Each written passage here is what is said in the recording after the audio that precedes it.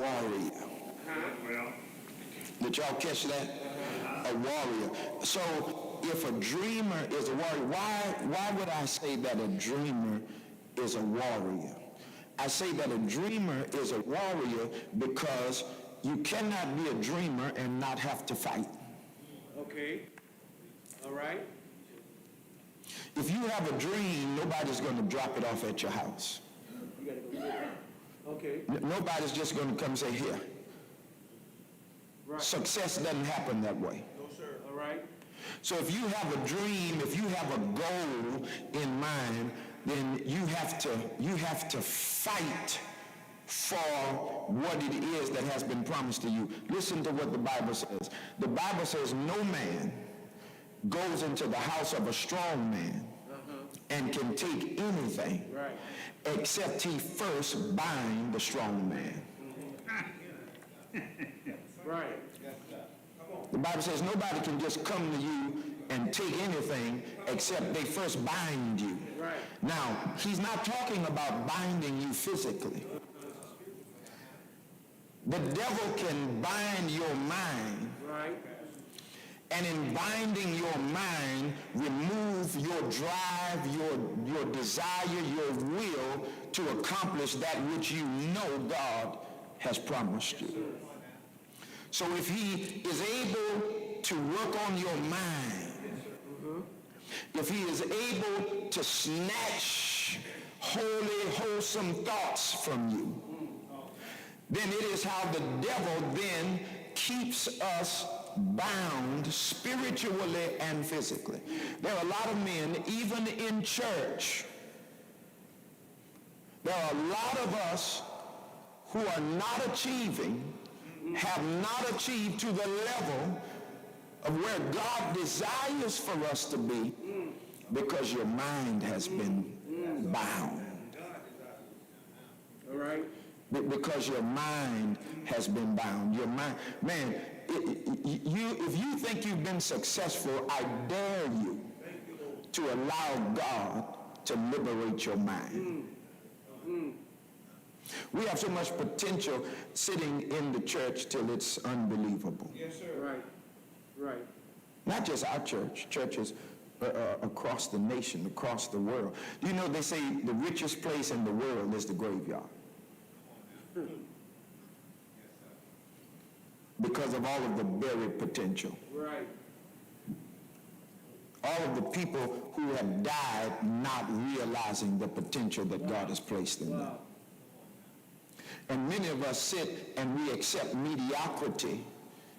And the most dangerous thing in the world, check this out now, the most dangerous thing in the world is for a man to accept mediocrity. All right. When a man accepts mediocrity, he is such an example. Listen, God made us examples even if we don't want to be. Right. Amen. He's made us examples even if we don't want to be. Why? Because you have children, they're watching you. Right. There are other people watching you. So God has made us examples. We are a product, I am a product of not just my father, but of all the other men that I have watched, observed throughout my life, growing up in church just as a little boy. You're being observed by somebody you don't even know you're being. There's some young man that grew up in this church, grew up in the church you come from. There's some young man who watched you when from the time he was a little boy, he may never say a word to you. Right. There's some men that I know who are sleeping with the Lord right now. I've never said a word to them, but I remember them. Why? Because I observed them throughout my childhood. Right. They had an impact on my life. Right. Check this out, for the good or bad. Right. Right. Sister Jones was my secretary for years. She used to say, Pastor, my aunt told me, she said, baby, you can learn from a fool. Yeah, you can learn from anybody. So Joseph has a dream. I'm done. I'm giving me 5 minutes. I just want to highlight this from last night. You see, a dreamer must have, or a dream must have a fighter. A dream must have a fighter. It's not optional. You got to be willing to fight for that which has been promised to you. When the children of Israel have been, isn't this something we call it the promised land? Everybody say promised land. God calls it the promised land. The scripture also calls it what? Canaan land. The promised land. But the children of Israel were made a promise that they were going to possess a land, check this out, that they were going into a land that they were going to live in houses they didn't build. They were going to eat of ground they didn't till. That they were going to have flourishing lives basically on the backs of other folk. But guess what God didn't tell them? To get it, they were going to have to fight for it. Everybody wants a promise, but no problems. So the children of Israel have been made a promise of the promised land, of Canaan land, but now the first thing that is done, God, I wish I had time this morning, but I don't. Listen, they have to first of all strategize on how they're going to get it. A man needs a strategy. Yes, sir. All right. Because there's some stuff God has shown you for your life. You can have it, but you need to learn how to strategize to get it. And I think God's going to help us get there today, even with our speakers who are coming. Check this out. What's the strategy? The strategy is that they're going to send 12 men from each tribe of the children of Israel into the promised land. They're going to slip them into the promised land to eyeball what's going on in the promised land. They're going to slip them into the promised land so that they can come back to the people and give record. You got to be real careful of who's in your camp. Right. Because it may be the reason why you're not moving forward. Wow. The fellows you hanging out with. You have your group, make sure it's the right group. Yes, sir. Make sure it's not a group of pessimists. Right. Negative people. You're trying to ask God to help you develop a business, help you do this, help you do that, but you're hanging around with folk who could care less about business, about money, about this or that. God needs you to hang out with some like-minded people. Listen to what the Bible says. The Bible says iron sharpens iron. Right. So listen to what the rest of the verse says now. So a man sharpens the counsel, the mind, if you will, of his friend. So he's saying what grandmama said. Y'all remember what grandmama said, huh? Show me your crowd. I'll show you who you are. Right. So if you want me to believe a certain thing about you, let me see who you're hanging with. I don't make it a habit of hanging out with broke folk. I don't like being broke. Broke folk don't talk about the right things. I don't make it a habit of hanging out with people who don't want to cultivate their minds, who think reading is a sin. Right. Why? Because God's trying to do a certain thing in me, and I need to learn how to sharpen that too. Right. Listen what Scripture says. Stir up the gift that is within you. Every one of us has a gift. Well. And you'll never realize that gift hanging out with the wrong company. Right. Good word. I preach that to my sons. I preach that all the time, even to my daughters. It's more necessary to my sons than my daughters, so I have to preach that to my sons. Make sure you're hanging out with the right crowd. Right. Certain crowds will take you places you don't want to go and make you stay longer than you want to stay. Look out. And make you pay more than you want to pay. Wow. Right. Good word. I told you last night we've had certain tragedies happen just this past week in the life of the church and the life of our city. We've had certain tragedies happen this past week. You know what most of it has to do with? Hanging out with the wrong crowd. Kicking it with the wrong people. One of our pastor's son shot dead this week. Going to bury him on Wednesday. 20 years old. Wrong crowd. Wow. If you hang out with the wrong crowd will take you places you have absolutely no intentions on being. Right. Guess what? It's not just about young men or boys. Even old men hang out in the wrong crowd. Right. Right. Listen, I don't care what your age is. If God has promised something for your life, he can yet do it right now. Right. So he says, Joseph has dreams. He's a dreamer of dreams. And that presents problems because more often than not, your vision is going to be met with opposition. I'm done talking. And that opposition is probably going to come from people you think should be pushing you. All right. Wow. That opposition will probably come. Come on, haven't you noticed that there are certain people you can't share certain things with? I'm talking about your family, friends. Because as soon as you say that thing, they're like, none of us ever did that. I'm not talking about any of y'all. Right. Talking about me. God, I'm talking about what God says.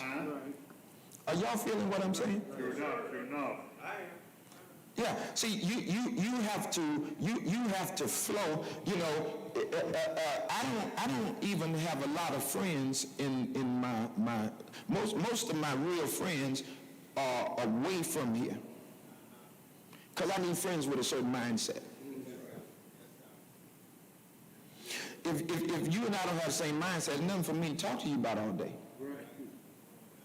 And you can't have lunch with everybody. Right. Right. And you got to stop drinking beer with everybody. Got to stop eating barbecue with everybody. Because if they don't have your mindset, before you elevate them, they're going to deflate you.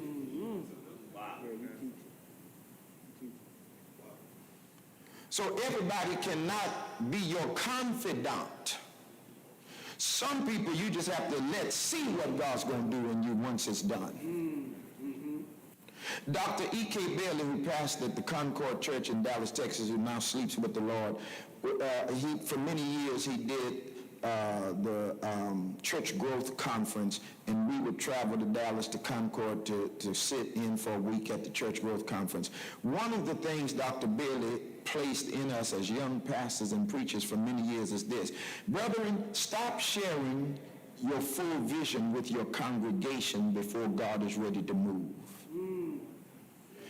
Nobody can stop what God is getting ready to do, but they can put stumbling blocks in your way and make it harder for God to realize his dreams in your church. There are people sitting in your congregation, brothers, who are not there to see the furtherance of your church. They are there on assignment from the devil to throw stumbling blocks. So what God was going to take 2 years to do in your church, because you spoke it too soon, it takes 10 years now. Because one person out of 100 has set up a roadblock, and now they're shooting in the background, so they're turning other minds against what God said. Now God was going to do that in your congregation in 2 years. Now it's going to take him 10 years, because now he's got to weed out. So what am I saying? I'm bringing that to your house. You can't share everything with everybody, especially in the infancy stages. God wants to do something in you as a man. God wants to do something in your life, and first of all, he's preparing you for it. He's not trying to prepare everybody around you for it. He's trying to get you ready for it. Right. That's good. That's good. He's preparing you to walk into this promise. My time is up. My time is up. Come on up, Mr. Martin. Mr. Martin, thank you. Doc, why don't you come on up to the front for us? I see you back there. Come on up, Doc. Mr. Walter Martin is going to come first today. Listen, I wanted these brothers to come and to share with us today during this morning, and I pray that others of our brothers will get in here before they began and do what they're going to do. Dr. Bill is coming. Doc, you can have a seat anywhere up here you'd like. Thank you for coming. It's good to see you today. Mr. Walter Martin and I have known each other now, I guess, probably 27, 28 years, a little under 30 years. I've been here 27 years, and so he and I have known each other for this time. And I know him, number one, to be a man of integrity. I know him to be a man that knows what he's talking about. And since he knows what he's talking about, I wanted him to come and to speak to us on today. He's been with New York Life now how many years? Well, see, I've been undercutting you. I said about 30, and it's been 35. That 5 years means something, doesn't it? He's been with New York Life for 35 years in insurance, investments, I mean, the whole gamut. He knows what he's talking about. He's going to send all of us out of here millionaires today. Amen. Amen. Listen, he's going to come and he's going to impart into us and share with us. And then we have Dr. Ron Bailey, who's going to come. I'll introduce him in just a little bit and break bread with us. I want us to receive them today. Get your pads out, get your iPad out, whatever you're taking notes on, get it ready. Why? Because this is some information that you just can't pay for. Amen? You just can't pay for. And I'm praying again that others of our brothers will come in. Let's receive Brother Walter Martin with a great big God bless you on today as he's going to come and he's going to share with us on this morning. Come on, one more time. Let's do it, brothers. One more time.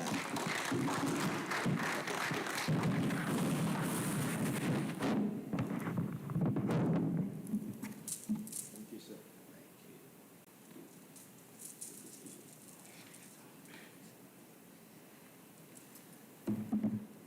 Good morning. It's a pleasure and an honor to be in front of you.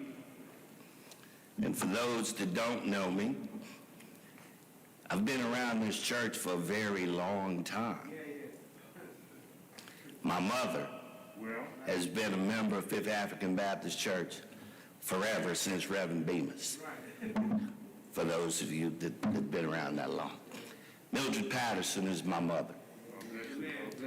And so I do have some ties besides the financial world and the information that we're going to talk about today. But I want to start off with one little quick piece with you today because we're talking about men, because that's the subject of this week, and I want to echo just an additional piece to Pastor message for you this morning. And my message is for the men. Martin Luther King said it best. He said, the ultimate measure of a man is not where he stands at times of comfort and convenience, but where he stands during times of trial and tribulation. Now, I know we all been down the road, and everybody in here has never endured any tribulations, right? But we're going to see if we can do some things and talk about some things that maybe some of that we can fix. We can't fix everything. And some of us has more time on the clock than others. All right. But it's never too late to do something. And so what I want to do is I'm going to make this interactive today because everybody may not be on the same level. And just because you're not on a different level or a particular level with someone, don't feel ashamed because you can still get there. But we want to do what we can while we can as long as we can. All right. Because when we do that, we're still going to have more than we would have had if we didn't do anything. Amen. Now, the one question I have for Pastor Sanders is, my name is still Walter Martin.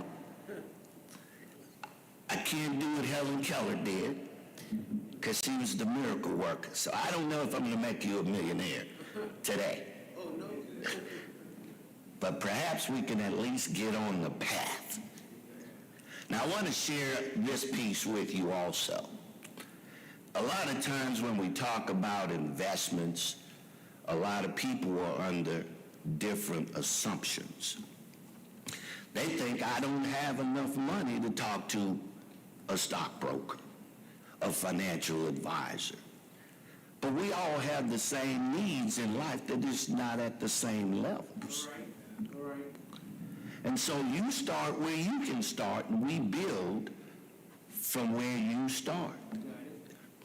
And so we like to have basics when we start because you have to have a foundation. This is a beautiful establishment in here, but it's on the slab. Right. And the slab is stable. Right. So we have a foundation. Right. So we have to build a foundation the same way with our finances. We've got to do the basic things. We've got to earn money, of course, because that's where it all starts. But the question becomes, what do we do with that money? Now I'm going to ask one question right fast. I want to know, when you get your paycheck, whether it's weekly, bi-weekly, semi, or monthly, what do we do with it? Who do we pay first? Do we pay the house note? Do we pay the car note? Do we pay the tuition? Do we pay a cell phone bill? Which one do we pay first? Just give me one person, give me your gesture. This is interactive now, so don't worry about it. It's okay whatever your answer is. We're going to make sure you're straight when you leave today. Going towards that millionaire status. So we're going to work towards that. Now, this young man told me to pay the government first.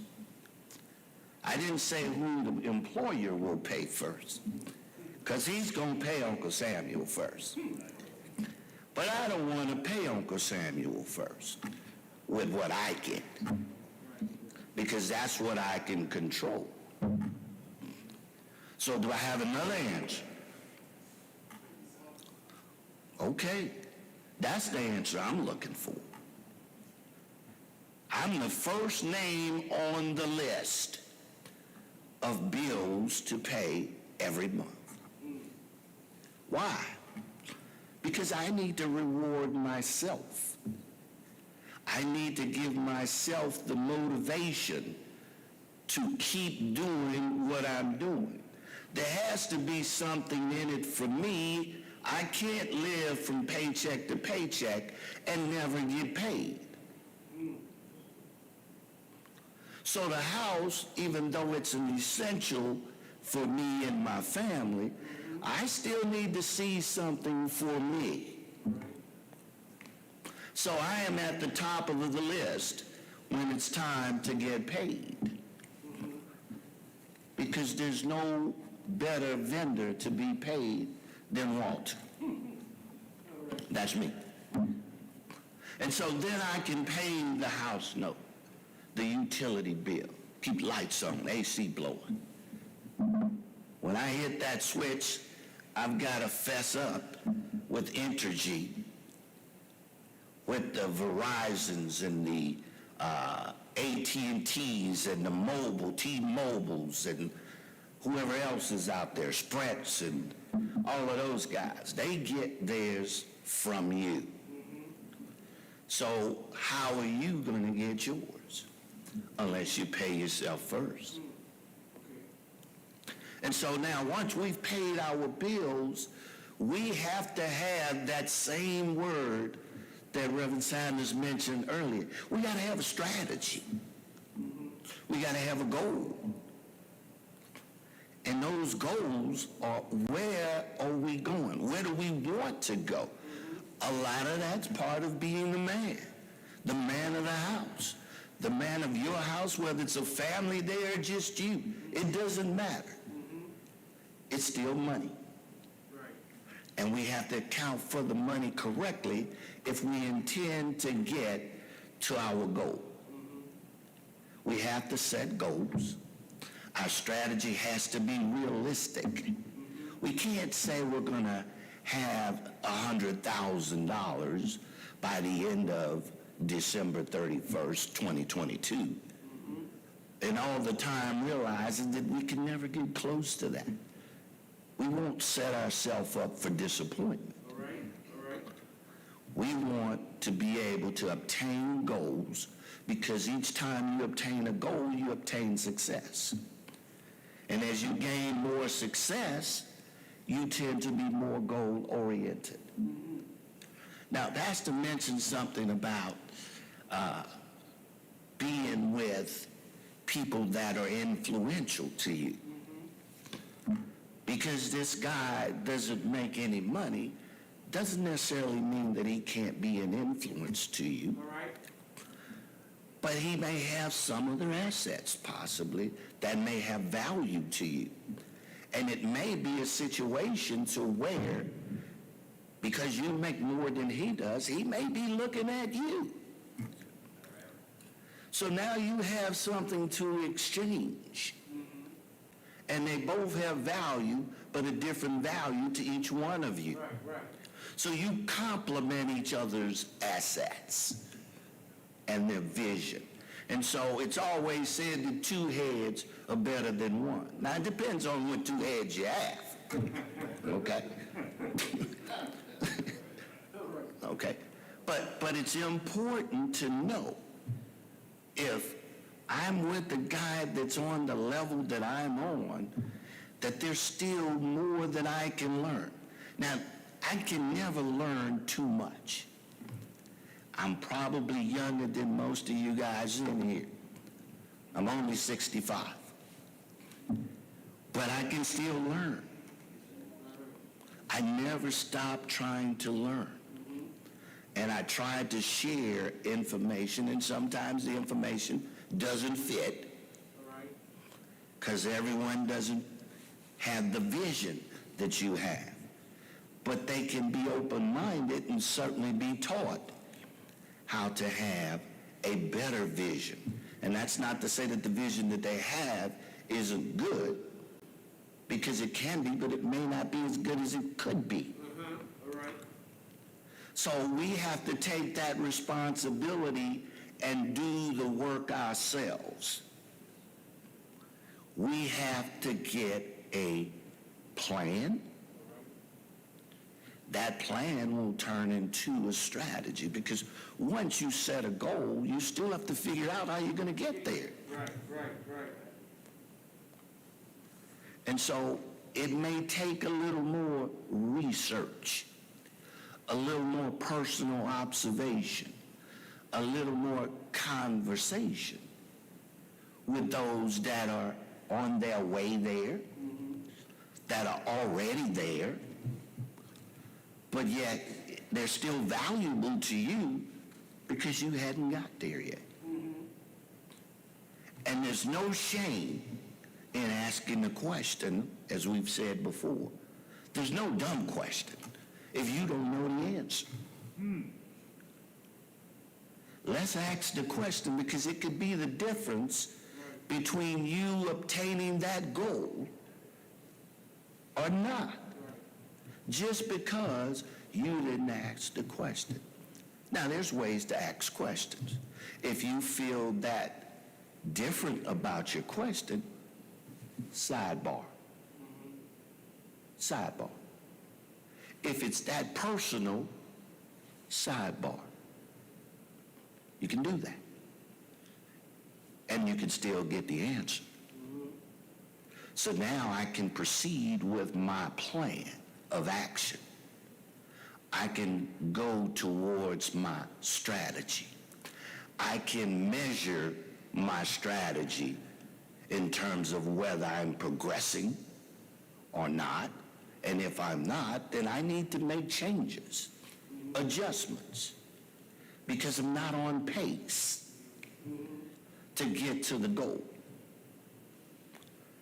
It doesn't take a real financial planner to do that. Every last one of you in here can do what I'm saying. All right. And with the material that there's out there today, and the social media, which I don't do, I'm kind of removed from that, but I can Google everything. Right, right.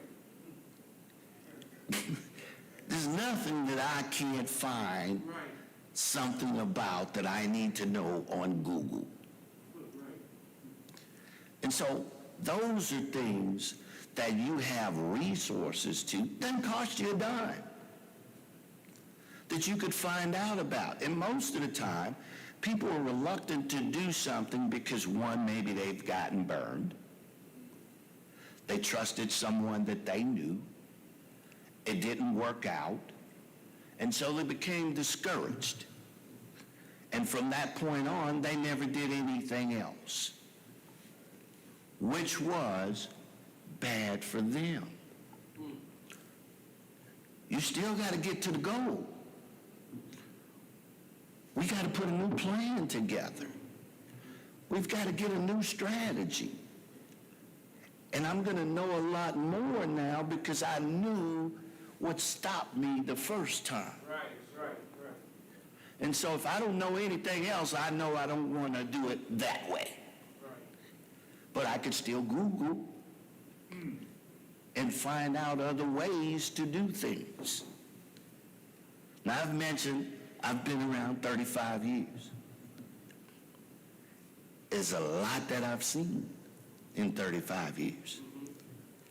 There's a lot that I could tell you, probably not all in this one day or this time. But I think my information is up there. You can Google me and see all of the different things that we do. Some of you have firsthand experience in terms of what I do and how I do it. But that's your advantage, but certainly for you all that don't, you can still gain the advantage as well. So you still have the ability to do things. You still have the ability to work towards the goal. You can still keep your strategy in place. It may take a little bit longer because we had an obstacle or two in front of us. You have to keep your eyes on the goal. Because when you take your eyes off the goal, all you're going to see is obstacles. And if I'm only seeing obstacles, I've lost traction getting towards my goal. So we have to use all of these tools, whether it's pay the bills, whether it's buy assets, house, car, bike. I mean, you know, bikes cost a lot of money these days. If you're a racer, you may pay $3,000, $4,000, $5,000, $10,000 for a bike.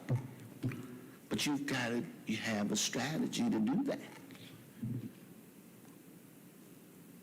Most people can't just up and say, I'm going to write you 10 grand. That's the bike I want. But you can certainly plan to know that I want to buy this bike in a year. And if I save almost $800 a month in my pay, I can buy my bike in 12 months. And by the way, that 10 I gave you, that included tax. And those are the things that we are capable of doing, sometimes reluctant to try to do. Investments is a big thing that I do. And there's investments for everyone. When you see people saying, I don't trust the stock market, or they're going to rip me off, things of that sort, do your homework. Do your research. Google. Talk to people like myself and others that do what I do. Because the more you learn, the better off you're going to be. You're going to find out that, you know what, I really didn't need $50,000 to be able to invest into something in the market. I really don't have to get into something that's that risky. I could do something in the market and be conservative. Let me give you an example. One example is, I've got a discretionary $2,000. And some of my guys know where I'm going with this. So my $2,000, and I have no knowledge, but I want to be involved in some type of stock. because I've heard that that's going to be something worth my while. Now, I still got to have a goal, a purpose, a strategy. Am I trying to get into this so that I can make enough money and double my money by next year this time? Is it something that I want to get into to where it will generate a return for me, whether it be monthly, quarterly, semi-annual, or annual? Is it something that I'm doing that I want to just let it continue to appreciate in value? Because I want to make sure that when my son gets old enough to go to school, 2,000 may be 15. Now, all of those different things are optional with the same $2,000. But what's your goal? Because that's what's going to dictate which one of those you're going to go after. Okay? Now, 2,000 into the technology world may not bring me the things that I'm looking for, depending on what my goal is. And I'm still mediocre, conservative. I don't want to get into the risk factor too much. I want my foot to go into the water just a little bit, just to know it's water, but I don't want to get in. Okay? And so, since I don't want to get in, here's an easy part to that. Every last one of you guys in here have some form of dollars, and you buy something to eat every day. Every day. You don't miss a day. At least I don't see anybody that I think is missing a meal. Let me put it like that, okay? But guess what? How many guys in here don't go to Walmart?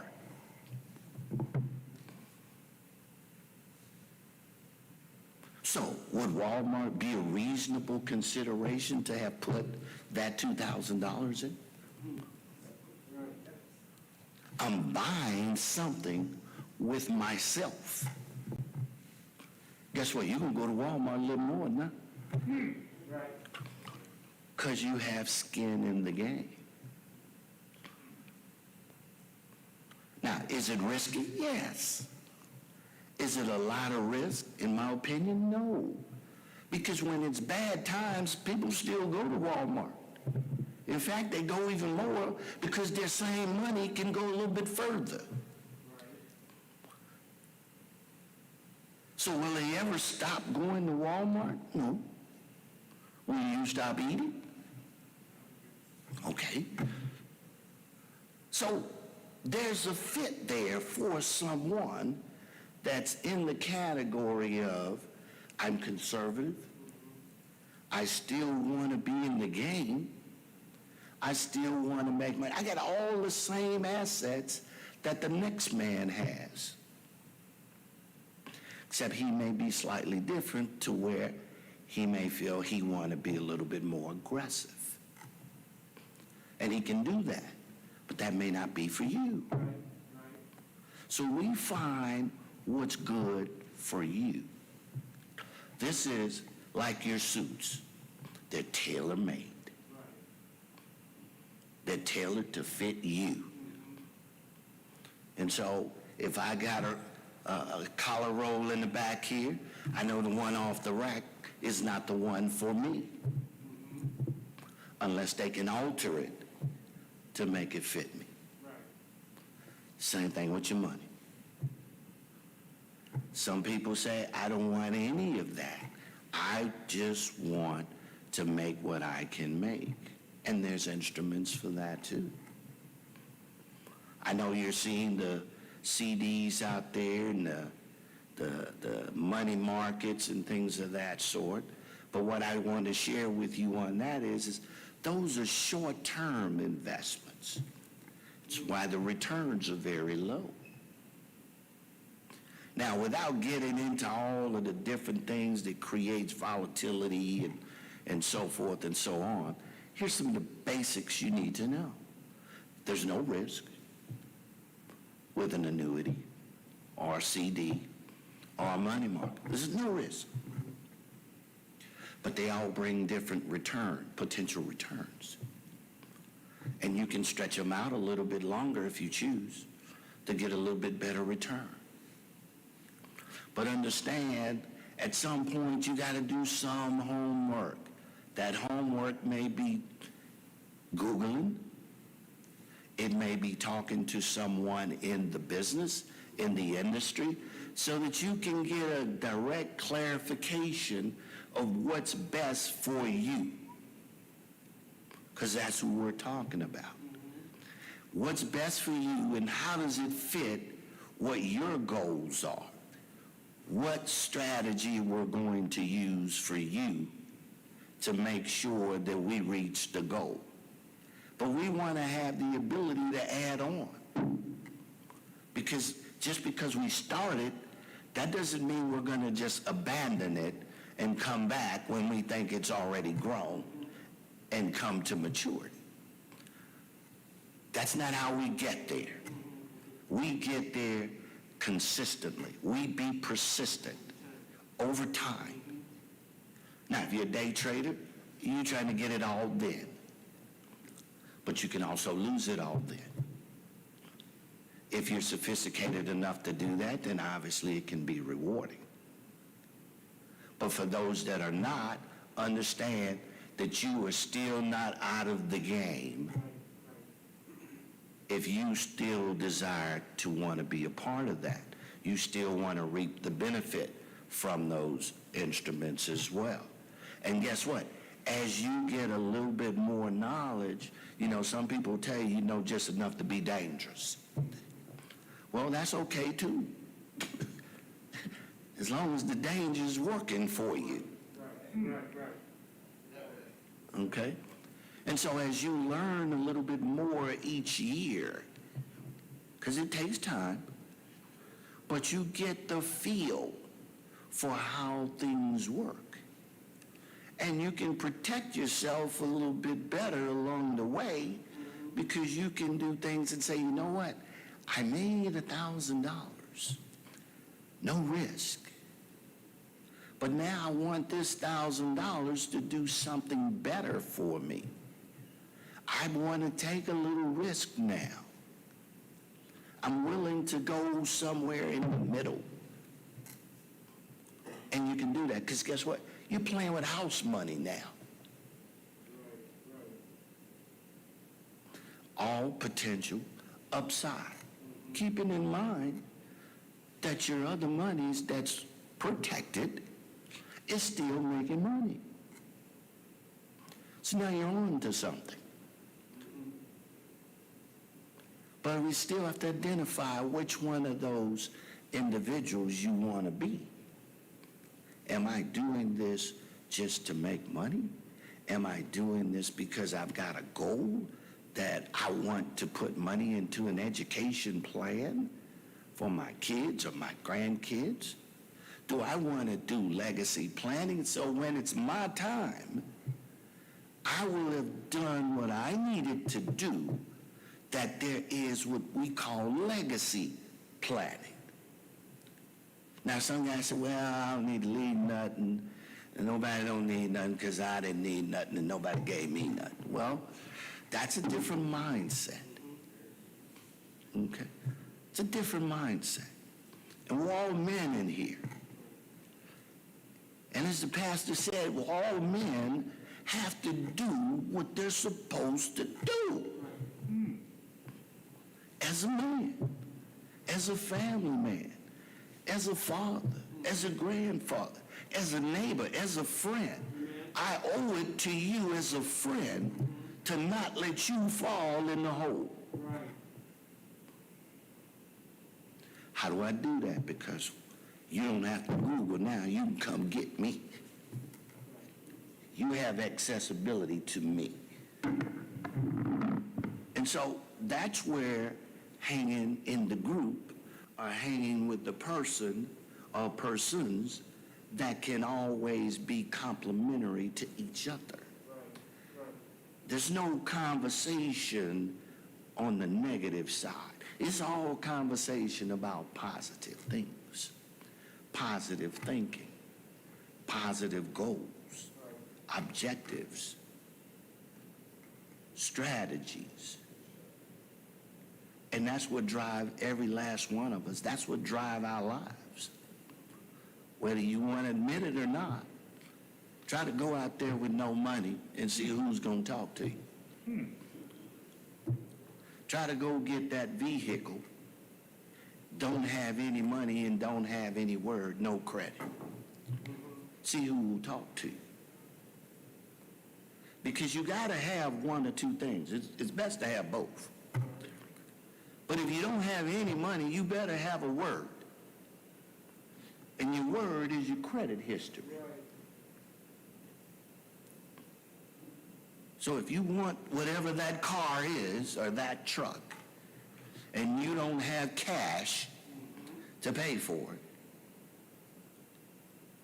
we're going to look at your score, whether it's TRW or whoever, Equifax, and all these guys, they're looking at you saying, well, okay, you got a 522 score. I don't think we're going to be able to do anything. Now, when you get into the 650 mark and up a little bit, they say, well, you know what? Your credit isn't stellar, but you at least been kind of keeping up, doing what you said you were going to do financially.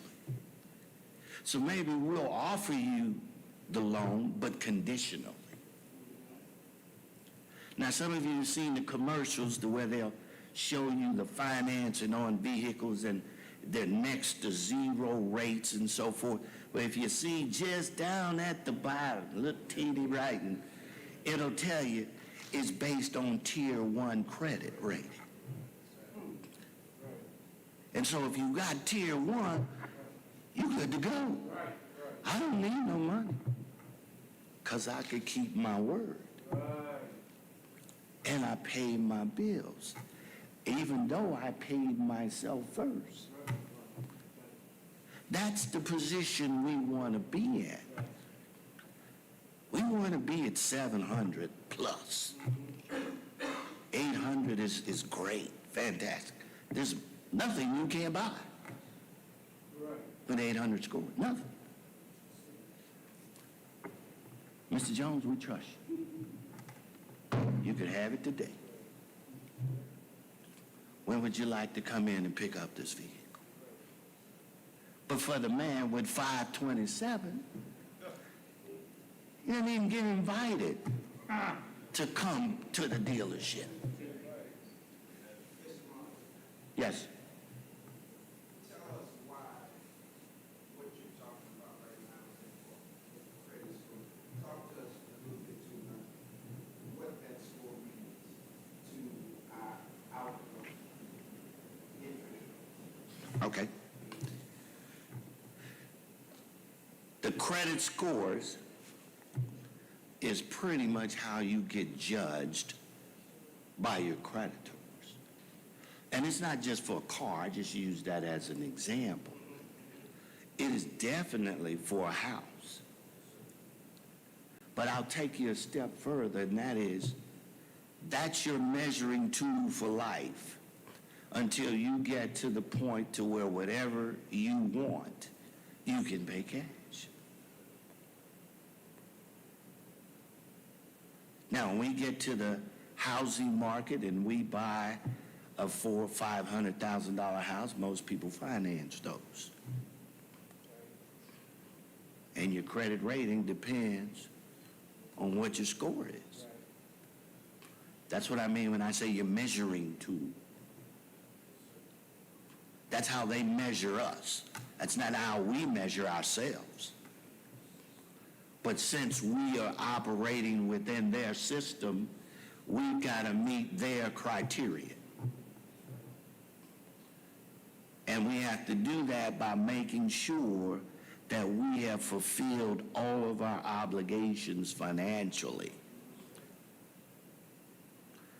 Because that's what drives our credit scores. I'll give you one little secret. You never want 4 and 5 people running your credit scores, particularly not at the same time. Because what that does is it takes your score down. And when they take your score down, that hurts you. So they look at you different. See, to buy a car and look like us and a good credit score, you can have any kind of car you want and not have any money. To have a good credit score, no money, and buy a big house, you could have it. They'll give it to you. But now let's change the game. I got a good credit score. I don't have any money, but I don't want a house to live in. I want an apartment complex to rent out. I want to use it for Airbnb. Now they want everything from me. They want my tax returns. They want to know what I own. They want to know, do I have any stocks, what the value of them are. Every asset that I have, they want to know about it. They didn't ask me about that for that house. They didn't ask me anything about the car. They just ran credit and said, okay, you can have it. They don't even know what I make. I may not have a job right now.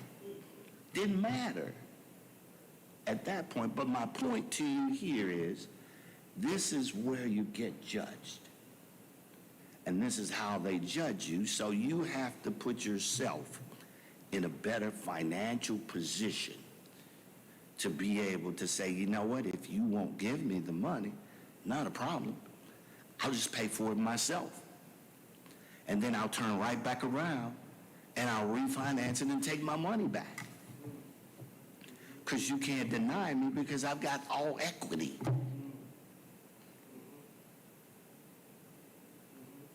But those are financial things that we can do.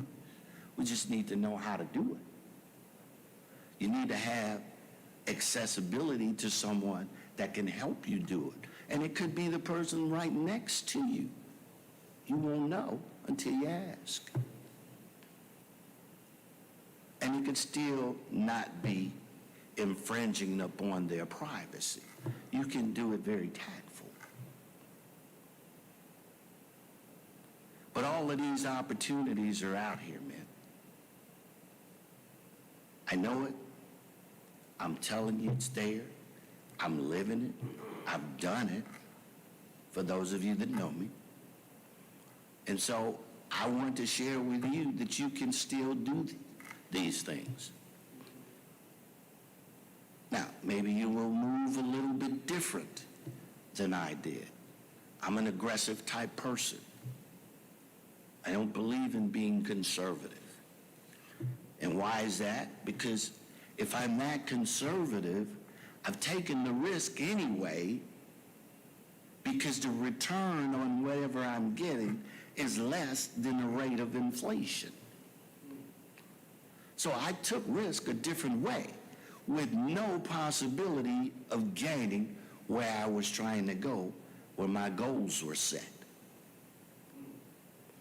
But most people don't see that. They just see, I'm going to get this 1%, and my money's not going to go down. Every time I look at it, it's going to go up, but it's going to creep, going up. But when you start looking at the Dow Jones and the NASDAQs and the S&Ps, and then they start telling you what volatility is and giving you the rate of inflation and all of those things, all you need to know is the rate of inflation was way more than what you were making. You don't have to look at all the rest of that, because that's not what you're dealing with. Okay? And so now, I need to do something different. This is where the adjustments come in at. This is where I said, okay, I got 100% of this. Maybe I'm going to do 20% and do something different with that. That's where we put our foot in the water. but we didn't get all the way in. But at some point, if we're going to get to the goal, it's realistic and it has value, we're going to have to get in. We're going to have to get in. Today is your start to figure out where you want to get in. Pastor, did I answer your question? Or did I miss it? I just want you to highlight for the brothers, if those interest rates, rather, if the scores are low, if those interest rates come based on those scores. Okay, where they give you higher interest rates? Okay, let's go back to that car purchase, because that's a great example. Remember when I sit down there at the little fine-tuned writing at the bottom? If you've got Tier 1 credit, then that 0.0 applies to you. Right. For everyone else that doesn't qualify under the Tier 1 rank, then the interest rate is not 0.0. It could be 5, it could be 8, it could be 10, or 20. Because in their mind, you aren't credit worthy. Know what those numbers mean. I told you if you had an 800 score in your credit, you could buy anything because you're Tier 1 credit. But if you're 527, you are nowhere around Tier 1 credit. I'm not sure that you're on the board. The interest rate, if they offer you a conditional loan, is what it's called, they want you to put a lot of money down first. And then they're going to turn you upside down, because the money that you put on that vehicle is going to bring your balance far lower than what that vehicle is worth. So if you default, they get the vehicle back, they get to keep the money you gave them, and they're going to sell it again and do the same thing with someone else. Now you're still riding, looking for Uber, the bus, taxi, Lyft, all of those things. And so it's important to understand the value of having a good credit score and what it means in terms of what type of interest rate you're going to get. Now, if you're B credit, you can still work on that, and you can still get reasonable rates. Not as good as an A, but B is not bad. And if you look at it and come down there, it may be something as simple as when you get your credit report and you start looking out there, and I have 2 or 3 credit cards that I've got a $10,000 balance on, or I have a $10,000 line of credit on those cards, but a 0 balance, understand that that still counts against you. 0 balance? 0 balance, 10,000 line of credit, it still counts against you when it's time to run your credit score. Because in their mind is even though you're bad, you could still go get 10. So they got to count that in to give you a score.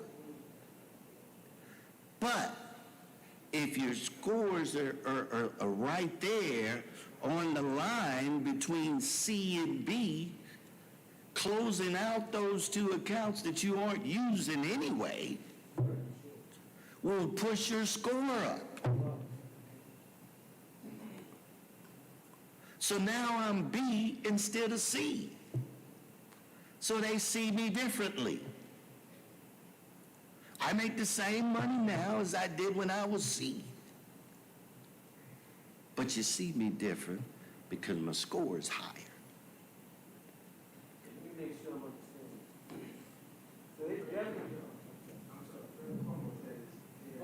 I'm sorry, I didn't see. One thing I want to ask you, got a young man. What is a bad credit score? What is a good credit score? I keep getting you talk about 860. At the highest, what's the lowest you can Well, you could get 4 something in terms of being low. The high is going to take you as much as 850. But when you're in 850, as I used the example with 800, you don't have a problem. Everybody will almost give you anything you ask for with no money. But for the man with 400 or 500, and a lot of times 600, depending on if he's in the low 6s or the high 6s. And I'm telling you this because I'll share with you that I sit on the board of a credit union for my fraternity, which is nationwide. And so I get an opportunity to judge those type of credit risks. I get to see what the guy has been doing to earn 627 or 427 or 760. I get to see who he's paid and who he didn't pay and how he paid them if he paid them late every month. Because that's what's going to drive whether or not I'm going to vote for him to be able to get this loan. So 4s, you look for 4s when people are young, starting out, because he doesn't have a track record. So he's going to be low. But as soon as he gets on the track, everything starts. The time is ticking. And so as the time ticks now, every accolade that you get is based on where you acquired. So if you went out and bought a used vehicle, or they call it now pre-certified, okay, your interest rate on that used vehicle was already high, by the way, unless you went to a credit union, because they do special things in a credit union compared to a bank. They may give you 1.99. The bank might match it because they don't want to lose the business. But if you don't have that in your pocket when you go to them, they're going to tell you, well, you know what, I need 5.94 from you. And if that's the only option you have, and you still need the vehicle, guess what? They got you. So he has the opportunity, the young man that you're mentioning, he can easily build to where he needs to be. He can fix his goals. He can strategize how to get there. And he can make his scores be high. And he can keep them high. He just needs to know how the game is played. And today, what I've given you is a lot of essentials to the game and how it's played and how you're judged and what you should look for to make sure that when you turn it in, it's not a matter whether you're going to get approved or not. I just want to know you're going to give me an interest rate favorable enough that I'll accept what you're going to offer me. Because I don't want to run 4 or 5 creditors running my credit. Because that pulled my score down, remember? Okay. Yes, sir.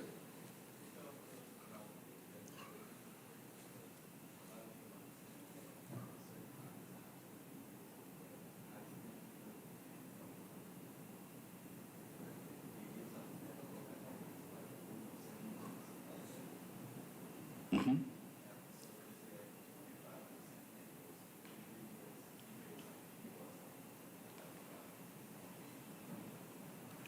Yeah, but the rule of 78 is going to double your money in 8 to 10 years.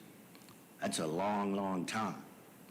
But again, you have to start where the person's comfort level is. Everybody's different.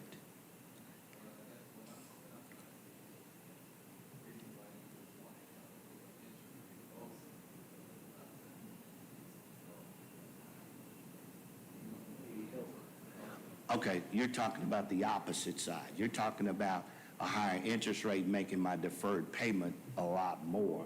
In a car example or a truck, I've actually ended up paying double what the car cost me. Okay? That's almost equivalent to what's called negative amortization. Okay? And so you don't want to be in that position. That's designed to get the weaker purchaser. The weaker purchaser, you have to find a way to be creative to be able to make loans, because you're in business to make loans. But you also want to minimize your risk extending the loan.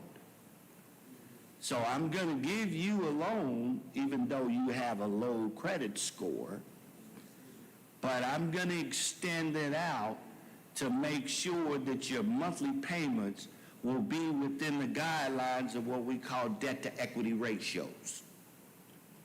So in other words, you can't be paying out more than you're putting in your paycheck. So when that happens, if your debt-to-equity ratio is too high, they're automatically going to decline you. So you won't even get the chance to pay double, because they don't have the confidence that you'll be able to maintain paying them. Now, for the person that does, they can come back one or two ways. They can come back and say, I'll give you a loan, but it'll be conditional. You want to finance $10,000 with me? I need you to give me $2,000 to do this deal. I'm going to allow this $8,000 to be amortized over the next 60 months or 72 months. The longer we go out, the more you're going to pay me. And by the time you get to the end of those 60 or 72 months, you will have paid me double what that vehicle cost you. But because you aren't in the position to do better, that's all you have. So the idea, what we're talking about today, is to be in a better position, that we don't have to be subjected to that we can make our own game. We can negotiate from our side. And the bank say, I'm going to give you 1.99, and the credit union say, I'm going to give you 1.94. Same thing. I want to know who could beat 1.94. Somebody out there is willing to compete to give me a better number than 1.94. Why? Because I got 800 credit score. I pay the bills. They still gonna make money, not as much, but if they don't do business with me, they don't make anything. So they'll say, well, Mr. Walter, we'll give you 1.90. I just knocked 9/10 of a basis points off of a loan. I put myself in the position to be able to say, you know what? I want 36 months. I want 48 months, but I'm going to pay you 2 times a month. In 24 months, I didn't even pay that much. I don't want to pay the cash because that isn't worth my money. You with me? Okay. Yes.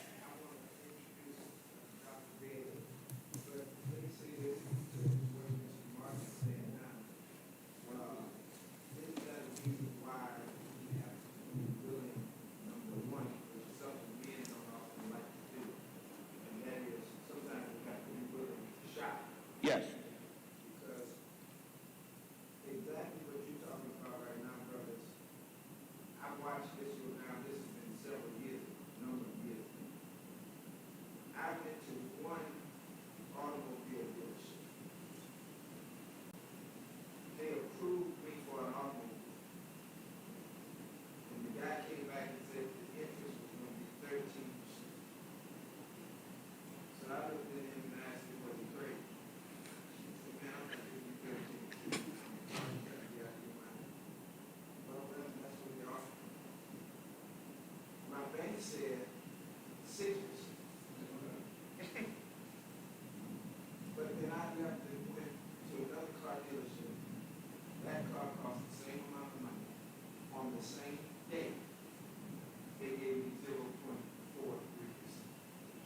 Yes, from 13% that morning to 0. to 6% with my bank to 0 point.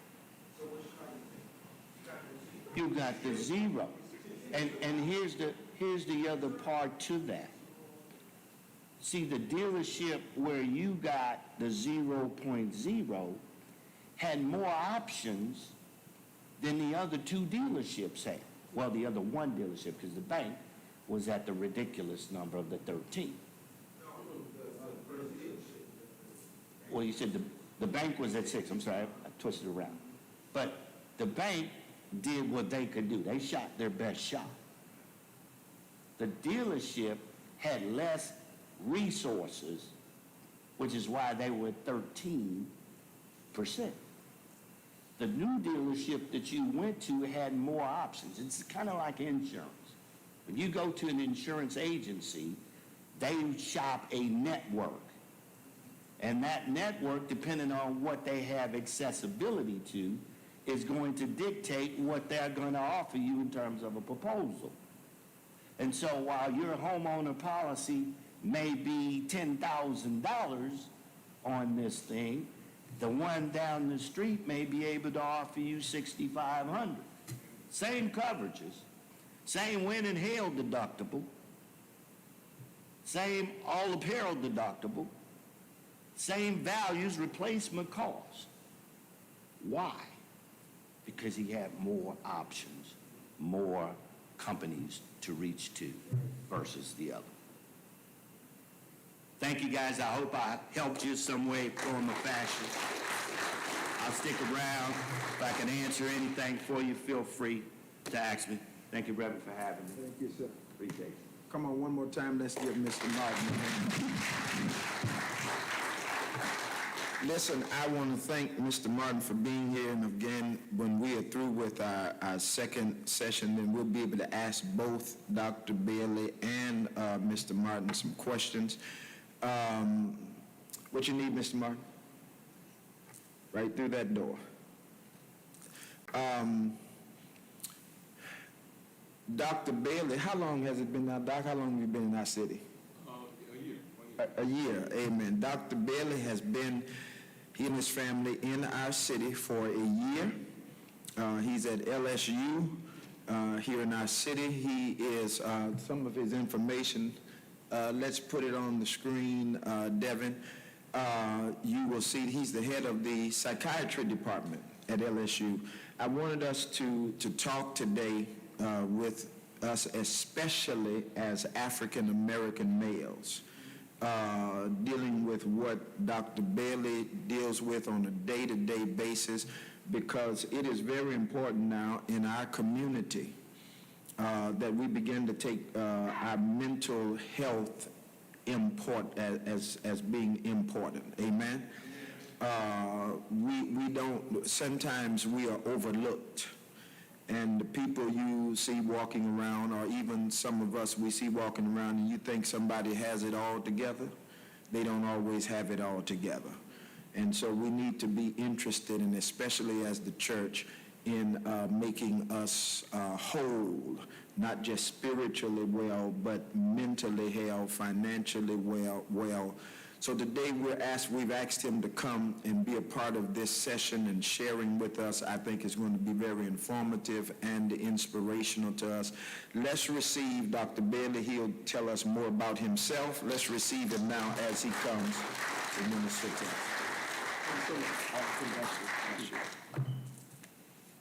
Well, thank you very much.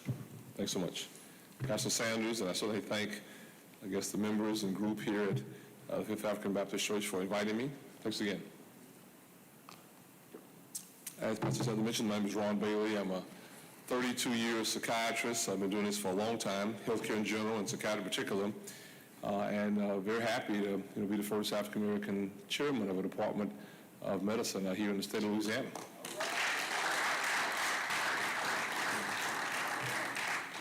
And so I think, as many of us do increasingly now, not to have to focus, I think, on our past, which I think has been problematic, as I always begin by arguing there have been a myriad of persons of African American descent, probably more qualified than me for this role.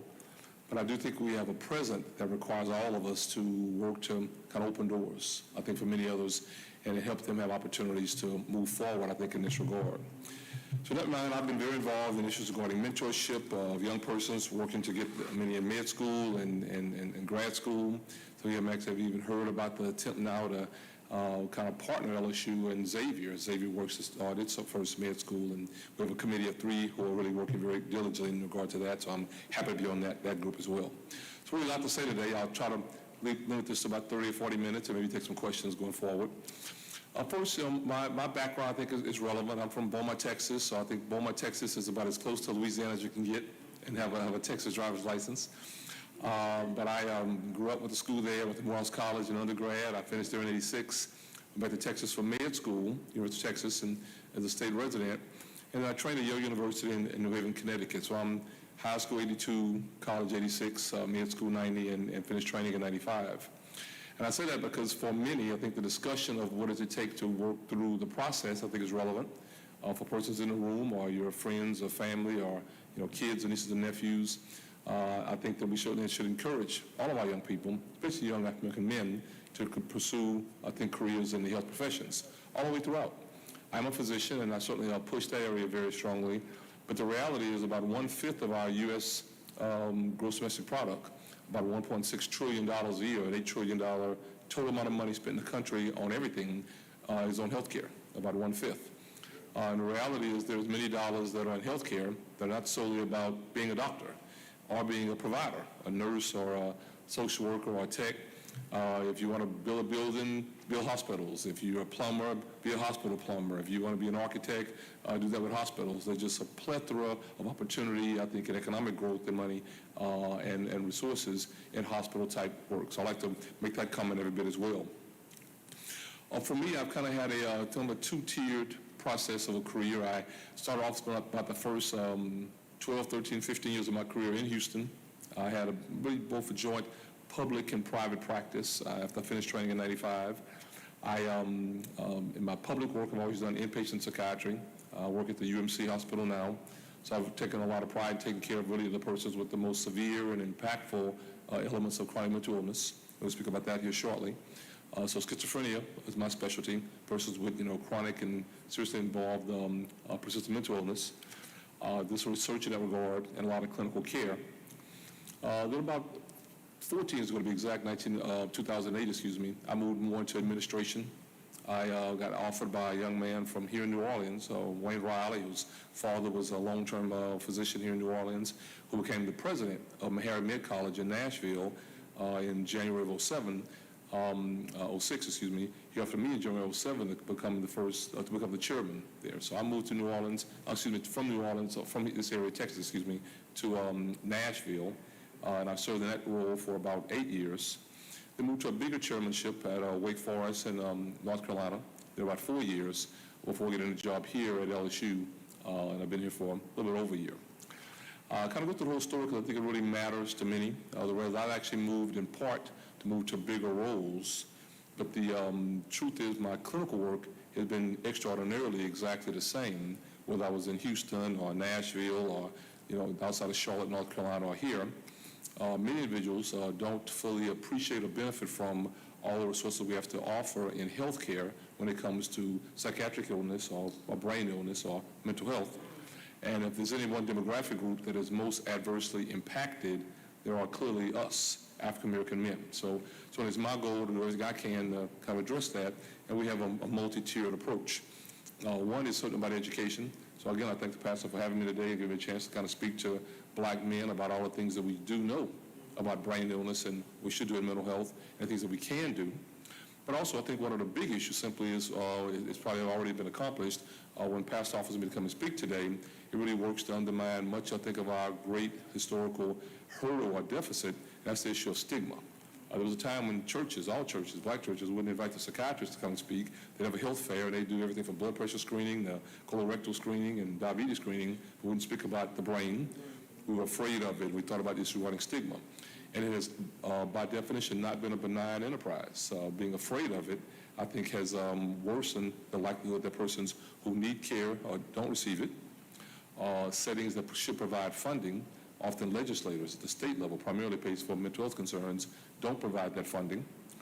Individuals who should be trained and should understand why a person may act differently if their brain isn't working right, like law enforcement or the legal system, don't get trained, don't understand very often, and then adversely respond in a negativistic way, perhaps toward black men, especially if you have any kind of brain-related consideration or disorder in play. If you're depressed or sad, having a bad day, if you are having a bipolar disorder and you're manic and you do too much or talk too fast or too impulsive, and they respond to you in a very negativistic way, or worse yet, if you actually have overt forms of psychosis, including paranoia, and an unrealistic fear of how people should engage with you, if they don't read that very, very well, often the responses can be derelict and very negativistic and can very often lead to harm and violence. So those issues of mine, I've actually written 3 books that touch these issues. In 2013, I wrote a book on healthcare reform. I called it my response to Obamacare. And I like to often say to people, little did I know, because generally once you pass a law, the law passed in 2010 and with the Supreme Court in 2012, governments take the money. I wouldn't have thought that we'd spent a decade with 1/2 of the U.S. federal legislature fighting against Obamacare, the ACA, which very often has had adverse implications for African Americans. Many of the states that have worked to block acceptance of the ACA, which mainly provides more health care for poor people by expanding Medicaid, and they're not taking the federal government money, then match it with state money, and very often had great difficulty providing care for those who were at age 65 and on Medicare or had a job to provide health insurance. So I was very happy when I got this opportunity to move to Louisiana. Although it was kind of late to the game, it is there now. Louisiana is a state, and actually it's a southern state that has accepted the ACA money or the Obamacare money. So we see people with all levels of poverty and difficulty and financially at the UMC hospital every day. I have 22 doctors in that hospital daily, and it really warms my heart to be able to work to provide them the best and most optimal care. And we're still seeing that doesn't happen in other states. There's a lot to be said for the fact that we should be active and politically engaged, because these issues do matter, I think, for persons in our community. And I'll come back to that. The second book that I wrote in 2018 on gun violence, and that's the one that's kind of getting a lot of attention. We've done some national media, Dateline, and the other nighttime show, and those kind of things, mainly through the National Medical Association, because, of course, issues regarding guns and gun violence have astronomically important moment in our lives. This is not an issue that tends to go away. It tends to flare up periodically. And rarely is it worse than a time when you're having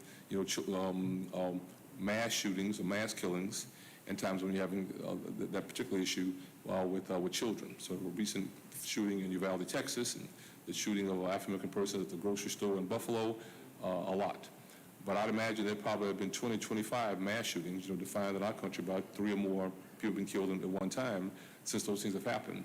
So there's so many now, it's kind of hard to kind of keep track. And it's hard for the media to kind of stay up. So a lot to be said today, I think, on the issue, of gun violence. I moved to New Orleans, and I also say that, it's a bittersweet pill that this is sort of my area. So there's some media here. You may see me on television discussing what we're doing at LSU to address the issue of trauma recovery on gun violence right here. But the fact that our numbers are so high is also pretty shocking to me. I'll go into one of them out right now, and it's one that I give this point a lot. I was discussing this in Atlanta the other day, but there are about 6 murders, gun violence, homicides in the U.S. per 100,000 people. And it's not the city that gets the most attention. I think there's a lot of partisanship and political posturing involved is Chicago. Chicago on national means. And rightly so, Chicago has about 18 per 100,000. National average is 6. So they're 3 times the national rate. But you should know that Chicago is number 8 in the country on its rate of gun violence, not even in the top 5. It's unfortunate, but it's true. Ours is unfortunately number 1. Anyone hazard to guess what the ratio of gun violence murders are in New Orleans? The national rate is 6 per 100,000. Chicago's rate, 3 times the national rate, is 18 per 100,000. Anyone hazard to guess what our number is per 100,000? 21 is higher than 18. You're right, so we're moving in the right direction, but you got to keep on going. 35, even higher than that, but you got to keep on going. 50, I'll give you one more guess. 84. 84 per 100,000 is the ratio of gun violence homicide in New Orleans. So we are 14 times the national rate. And I say that, there's certainly the shock effect when you discuss, people say, wow, and you're right. But in any main particular area of healthcare, and to me these are healthcare problems, and they have a public health dimension, and it's also going to need a public health orientation where you manage huge concerns. Fluoride in water is how you respond to public health, and wearing seat belts. You make everybody wear a seat belt, so everybody has some degree, I think, of safety and the like. But of so many things we can do to address this concern that we're not doing, is that one, it's disheartening, but also I think it should be unifying and encouraging for communities to have educational programs like you're having today. I commend you. But also I think to really put our money where our mouth is and really push efforts to ensure we do every possible thing we can do from a healthcare orientation perspective to manage and address, I think, many of these concerns. So I'll say this before I go to my third book, but the 6 main theme points of my second book were geared to kind of address that. But before I get there, I'll just share with you that it's also difficult to get data on it. Our country has really, moved the pendulum in a negative direction, I think, for a long time. So very often we're so partisan that even when some groups don't want to hear a certain message, they blocked us from doing research and stopped funding that type of work. So we really are more than 2 steps back of being able to solve a problem that we're having a hard time talking about publicly without the partisanship and just each side saying the same thing back and forth to each other, but also even be able to do the research. So my 5 or 6 main points from the gun violence book. One, first and foremost, I think another step back, I'd simply say, I'm a psychiatrist, so you spend all your career touching violence. If somebody comes to the emergency room, you assess them for whether or not they're particularly violent or not, suicidal, homicidal, if so you can civilly commit them against their own will. So an assessment of violence, something we do every single day. So I've done thousands of violence assessments. But I got asked to do a pretty big lecture. It's called a named lecture, the Dana Lecture, University of Maryland, in January of 17. By a friend of mine, Dr. Bacoley Johnson, was the chairman there when I was chairman at Wake Forest. He gave me about 6 months. So he asked me in June of 16. So I spent about 6 months just reading, almost exclusively, all of the gun violence data around the world. And I was just mesmerized by how much we do know that we don't do here in the U.S. It'd be almost akin to determining this nice guy in the red shirt I don't know. Let's say he had gout. My uncle has gouty arthritis. You look like my uncle, so that's why I'm picking on you. We can be related. I assure you, if you go to a doctor in New Orleans today with gouty arthritis, whatever is the best possible treatment, the most impressive meds, those are the most empirical data that have actually worked. Those that I think have what we call precision medicine. I like that it's going to work for you. It may be better to work one way in men versus women, or in persons who are my age or your age versus somebody who's, 5 or 6, 7 years old or whatever. That's what you're expecting. You're expecting the best overall thinking behind you. That we don't do that when it comes to public health issues that I think adversely affect African Americans is disheartening, as I said earlier. And that we don't do it, and we do just the opposite all too often in the gun violence literature, I think is criminal. And that's very often the point that I made in my book. So one big issue is I think that the gun is the problem. Doesn't mean that the gun is the only problem, but it is part of the problem. Just like I think the earlier comments were made during the discussion about the car, I was going to think about that earlier, but if you had a particular car that was always involved in exploding at wrecks, there was a General Motors study years ago, where one particular car, I think it was the Pinto or whatever, was more likely than other cars when there was a wreck at an intersection to explode. That problem is the car. Yeah, you still got drivers and you got speed and you got red lights or whatever, but you don't want to find out that for every 100 wrecks and all other cars, they explode 2 out of 100. But when Pintos get hit at the intersection, they explode 75 out of 100. If that's the case, the car is a problem. Right. In our business, the gun is a problem. Not the only problem, but it is a problem. So I'll give that example, hoping to undermine often those who disagree with these comments, that to discuss the gun itself is irrefutable. I disagree. I think that the gun itself has to be also considered in this discussion about rampant gun violence, I think, in America. But there are more points. The second point to me is that there's just too much access and availability of guns, and the guns are just too powerful. More guns than people in America. 360 million Americans, we estimate now, we do a census every 10 years, over 400 million guns. More guns than people. The guns are too powerful. Most people still think about gun laws that many were made 1 or 2 centuries ago, where a person had a gun at their house and they were using it to defend themselves. So a bad guy walks in, want to hurt you or your family, you pull out your one gun, you kind of shoot one bullet. But I think this group will be very much aware that that's really not how the game is played on the streets of America. The guns that are carried increasingly are like magazine type, high capacity, so they can fire off, multiple rounds in a short period of time. I like to say that when you made the laws 200 years ago, most people had a musket, and you could shoot one bullet. It may take you 100 seconds to get it all fired and ready. Now you can shoot 100 bullets in 1 second. Like the guy who did the shooting in Las Vegas, and he shot 5,000 rounds, hit 500 people, killed 50, all in less than 8 minutes. 5,000 bullets were shot in less than 8 minutes from the time he started shooting. They broke in the door and he killed himself. So the guns are too plentiful and they're too powerful, and that makes it much more difficult for us to address this in many of the normative ways we try to address it. We wait until there's a shooting, then we call a policeman, and they kind of come and tend to stop it. Not likely to work any more than if you ate a bad diet all the time and you had high genetic risk of heart failure, and we waited till you have a heart attack, no blood pressure medicines, and no seeing a doctor, and no angiogram, and no catheterization or whatever. And once you had a heart attack, then we call UMC, and so the doctor kind of runs to kind of save you. That level of tertiary type care management doesn't necessarily work. So we do a lot of primary care. I bet if I asked you to raise your hand, many would raise their hand, you've probably been to a doctor in your life, you probably have had a blood pressure check. Some of you have had EKGs. Some of you have had a catheterization or an angiogram, you've done a stress test. All of that's done to prevent you from having a heart attack the first time. And that, I think, is how you manage a public health problem. My book addresses we should manage gun violence in that same regard to the public health problem. Point number 2. The third point that I think is particularly disconcerting for any of us as professionals, doctors, scientists alike, is that we purposely, I already let the Caliban said earlier, but we purposely don't pursue highest level research on gun violence. It's remarkable to me. And it's not accidental. It comes back to a congressman named Dickey. He's in heaven now, or he's passed now. I love your pastor's comment when he said somebody sleeping with God. Now, well said. I like your pastor, period, to be honest with you. But the reality is this guy, Dickey, was a congressman from Arkansas. And during a time when there was a huge issue around gun reform discussion, he was on the side that had the votes.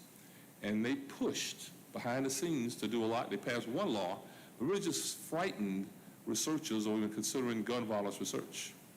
And that's a bad deal, because when you frighten researchers, they stop writing grants to try to get money to then even do some research. So we looked up over a 20-year period, and there really wasn't a whole lot of research done in that regard. I wrote this book I mentioned, came out in 2013, and I mentioned so much of it had to come from other sources, either private entities or companies that would pay for it, or a lot came from the continent of Europe. So America has turned a blind eye to this and begun to punish and penalize people who may even produce research that produces an answer that they really don't like.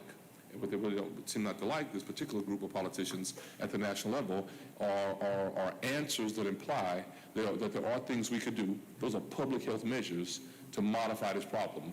We don't have to say that we have to just kind of wait, there's nothing we can do. We have to just kind of sell all the guns, an AR-15 just like a regular gun.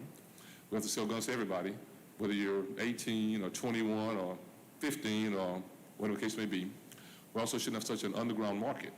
Many should be aware, in that last big shooting in Chicago, the person who went in to do the shooting had, as I understand, about $8,000 or $9,000 of value worth of ammunition and guns. I think the gun by itself was $2,500. This was an 18-year-old person with no job. So that was in Chicago, the other one.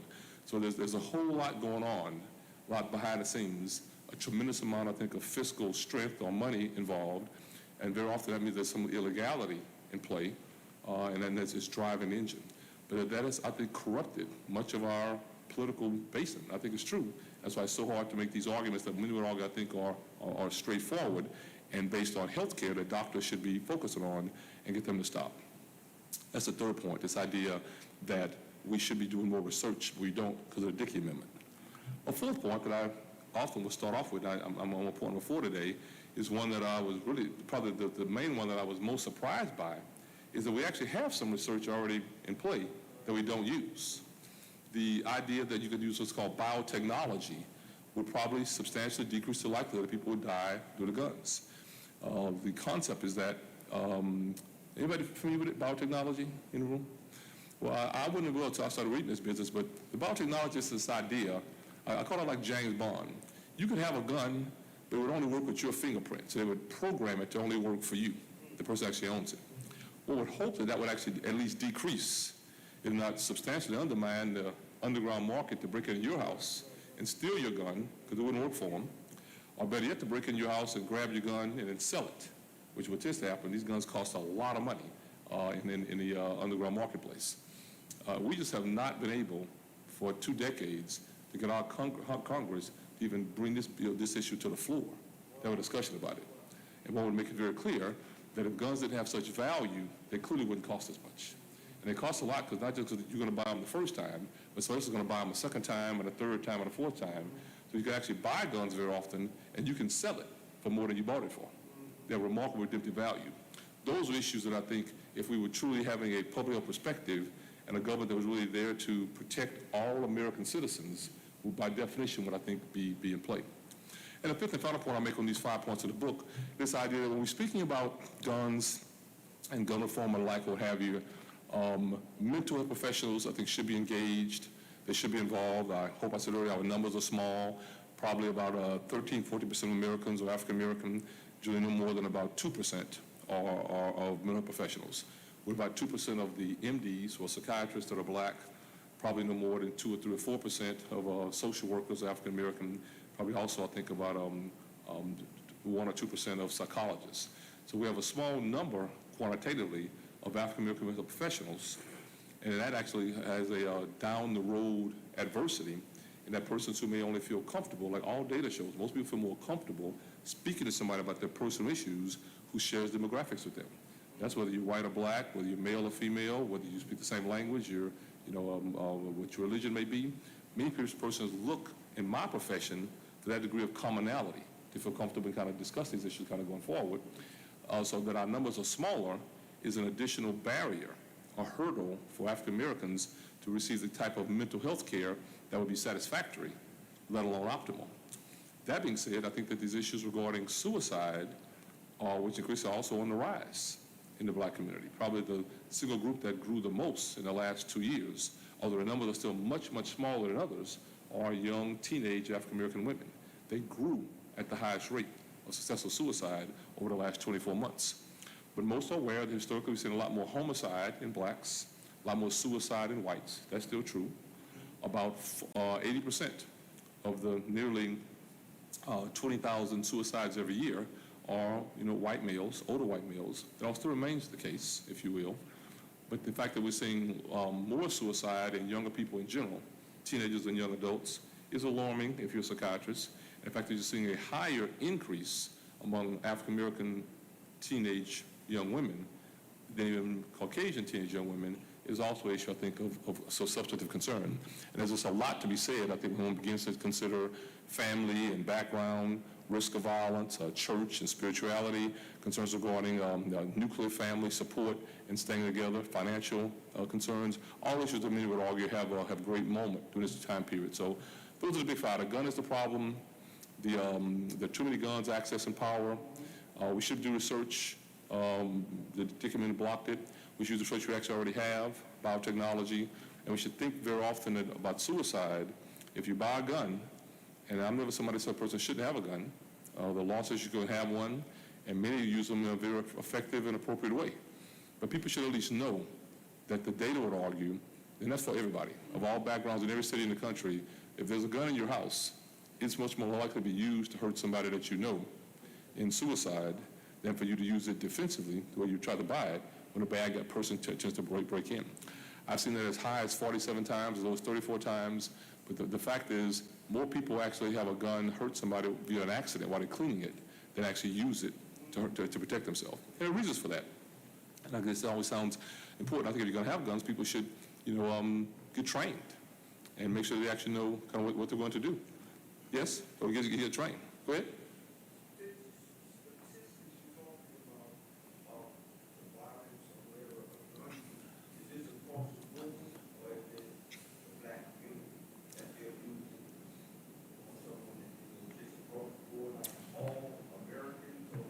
Well, these numbers are general, but you raise a very pertinent question. Clearly, there are some demographic differences. One doesn't have to be a psychiatrist to know. You pick up the evening news. More shootings occur of young black males than any other group. more shootings in general occur of young males than the other group. So the type of human being who's most likely to die with a gunshot wound is a male 18 to 29 years of age. That tends to happen when it's homicide. When it's suicide, it's much more likely to be a white male over age 72. I do think that the changes we mentioned are relevant, but those numbers, although growing, are still small in an aggregate as compared, I think, to what you tend to see. What you tend to see settings are people are violence in domestic settings. I'll get to IPV in a minute. But most people shoot somebody who they actually know. So part of the struggle we have in our society is that many individuals go to buy a gun, ostensibly to get protected. I'll get to that next. But not realizing that most people grab the gun when they're angry. And it's a dynamic exchange. They call it qualitative violence. I know Joe, and I'm mad at him because he stepped on my foot. I know my uncle, and we're mad because he beat up my aunt or what have you, and you go and grab a gun because you have access to it. That's what generally really happens, although almost 90% of the time when people buy a gun, they write down they buy it for protection. They're thinking they're going to be at home. The bad guy's going to break in their house. They're going to pull a gun out to protect themselves and their family, well, they should, and they're going to shoot the bad guys who stand right there in front of them. That just is not what tends to happen in the setting. If that happened regularly, there'd be no reason for these books on gun violence. But the access to guns have been allowed in a cultural matrix of people who are a lot more likely to shoot you over a football game. I lived in Alabama years ago, and a man shot his son. They were arguing over his son about over a football game. They may have also had alcohol involved. That probably threw lighter fluid on the fire. They may have also been mad about something else. But the initial argument was not I came in punching you out and trying to break in your house. They were watching a football game together, and then that's how it happened. But very often when you talk to young people involved in shootings, the discussions revolves around something that's verbal, some kind of a conflict, and they have very limited, conflict resolution skills that you would use to kind of talk each other down or what have you. And it was also a money issue if you're mad about somebody because of an exchange, whether it's drugs or buying things that are like. So this issue regarding understanding these concerns, I think, are key. I think we have to talk about it all over the country, but I think definitely in the black community, because it puts us at a great deal of risk. What's begun to happen increasingly is as this, growing problem squeezes into, I think, other communities, I think that gets people's attention. You don't have to be an outsider like me. I'm new to New Orleans to have picked up that a lady got shot and they pulled her arm off in a car the other day in here in New Orleans, and I saw that on television 17 times. I guarantee you 17 black people were killed between the time that happened and when it got out. So it sends a message, right or wrong, that some lives are worth more than others, and maybe based on age or race or money or the like. And then that message, I think, filters down to other people. Maybe they're more likely to grab a gun and shoot somebody because the cops won't come, or the law enforcement won't charge them with the crime, or they go to prison. The average person who goes to prison on a murder stays 8 years. They talk a lot about capital punishment and life in prison or whatever, but 8 years is how long people actually average spending in prison when you're convicted of a murder anywhere in the country. And we're number one in the country per capita, people in prison. So a lot of underground information I think people should be mindful of. I was learning that piece before I get to IPV by simply saying, I think that the struggle all too often is how to galvanize a response that's sustainable. We get all excited, and politicians say, rah, rah, we're going to lock everybody up or whatever. Clearly, those things don't have a whole lot of staying power. I've been here for some time, and I've heard this story that some years ago we had 400 murders in New Orleans, and then it dropped down to 150, and this year we're going to pace it 300 again. So the dynamism is remarkable. There's a lot of variables in play. Access matters. The economy matters. More violence, I think, in our society when there's a disaster, a Katrina disaster, as well as a pandemic, COVID-19 disaster. All things that we should, I think about and be mindful of. Before I go to IPV, let me just stop, because there's a lot of discussion about that piece. If there's any questions, I'm going to take them now. Yes, sir. LSU working with like the school system to bring in, maybe not at every school, but a site where the kids will experience some trauma, mental health issues. Yeah. Well said. We need to do better. But there are 3 or 4 things that are ongoing. I'll let me mention the school system. I've met Mr. Nolan, I forget his last name, but he's the president of the school board. Nolan Marshall, exactly. In fact, he and I had breakfast no more than a month ago. We're on a committee together now with a group. There's a variety of groups trying to pull this thing together and put their heads together. You may see a big piece on television recently about 72 groups. I was in the back, you could sit by the top of my head or whatever, outside in the rain, saying we're going to figure out ways to combat gun violence. So I'm actually impressed with how much effort is occurring, I think, outside your traditional law enforcement and the DA and what have you, private groups and private enterprise. I mean, this is the Greater New Orleans Chamber of Commerce and the Greater New Orleans Chamber of Commerce have tried to be involved. What I inherited when I got here, and we will write a grant about that right now, so your timing is perfect, but I did inherit a really good program on trauma recovery. So if today a violent issue happens to any of us, not just a gun violence, it could be a car wreck. Somebody could fall out of a, I don't know, off a ladder or whatever, but if there's any kind of a violent act or whatever, and you end up going to the hospital, as I mentioned, you know, surgeons and nurses and anesthesiologists kind of run to the room to take care of you and your broken leg, if you will, or gunshot wound. But I've got a team that goes to talk to your family in the waiting room, led by a woman named Erica Rajo, one of my new psychologists.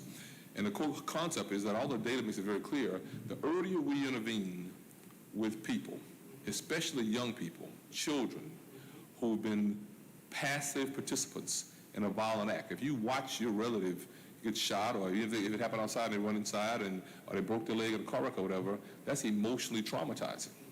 And we think it's very clear that the more emotional traumatization you experience, the more likely as you get older, it's easier to commit acts of violence.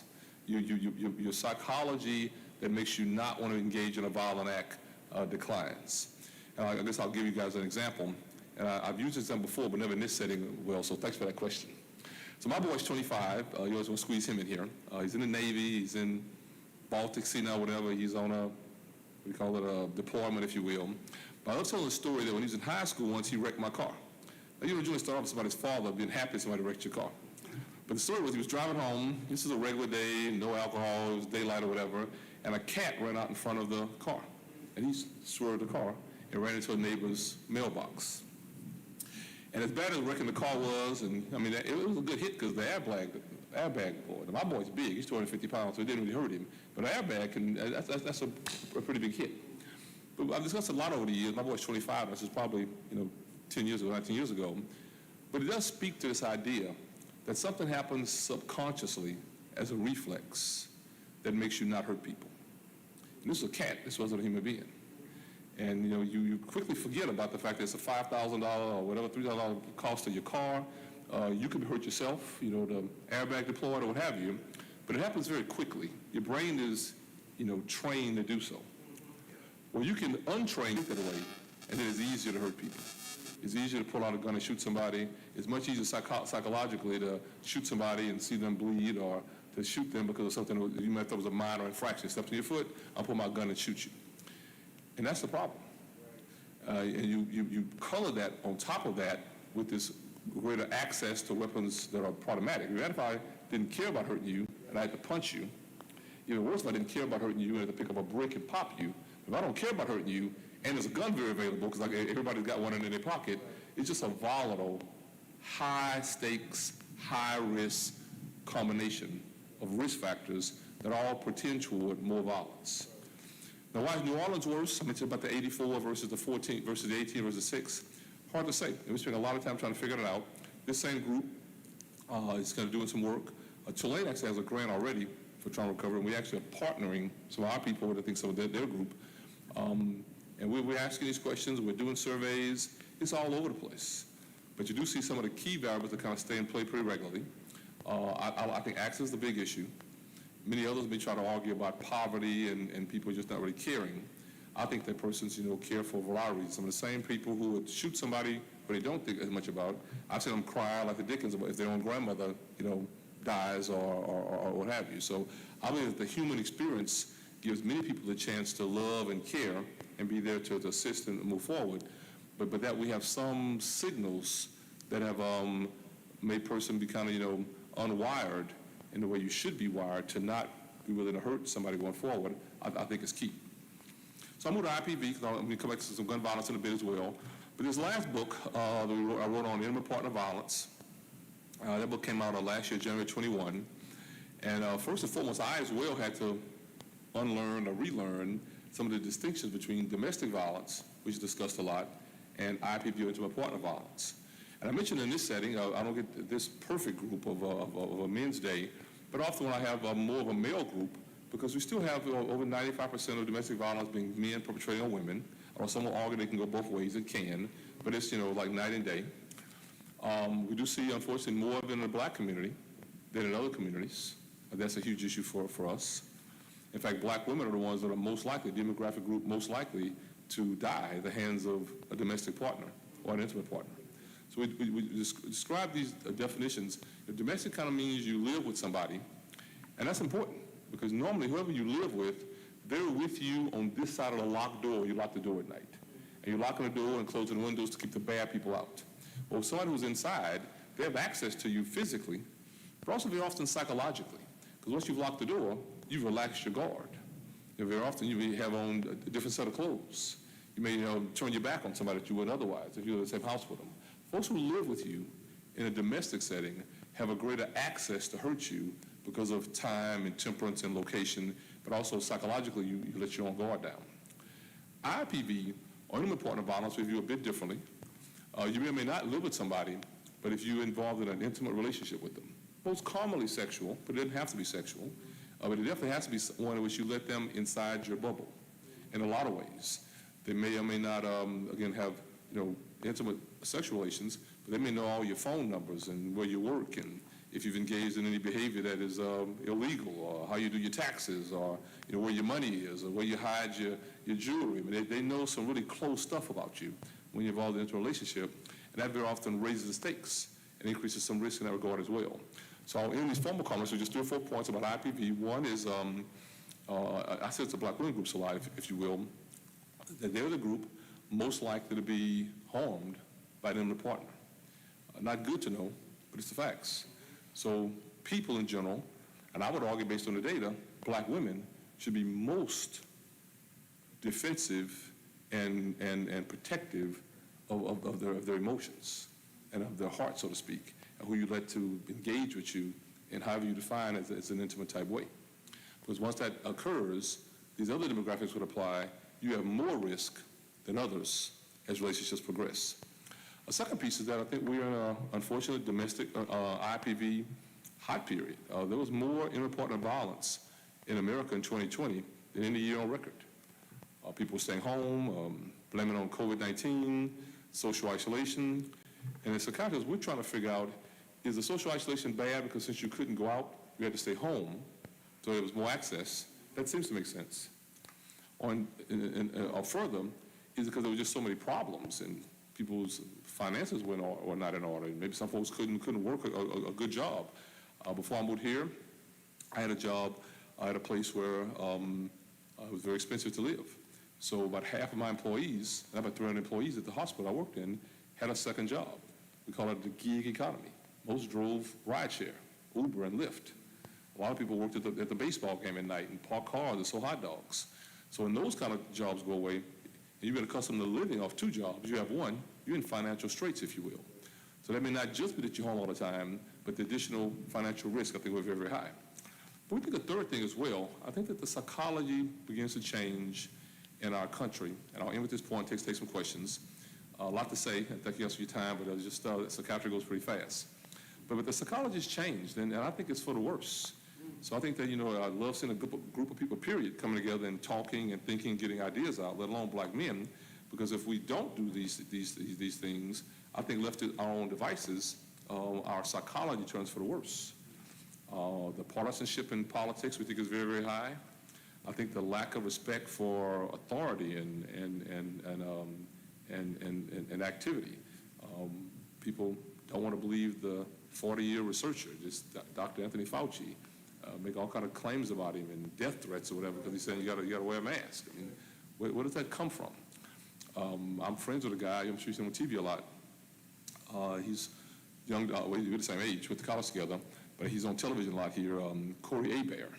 You guys probably know him. He wears the bow ties, and he wore bow ties in college. I know this cat 40 years or whatever. Went to Morehouse together. And we did a media piece together here a few months ago. He was telling me that a guy actually gave him a death threat. He's had death threats. And one day he was driving his kids to school. I think this got attention. You guys may have heard the story. I think he had to go to the police or whatever. And the guy kind of comes up next to him and points a gun at him. And the only thing Corey Hebert has done is go on television and say, wear a mask. You know, people have been wearing masks in hospitals my entire life. You don't go to an ICU without wearing a mask.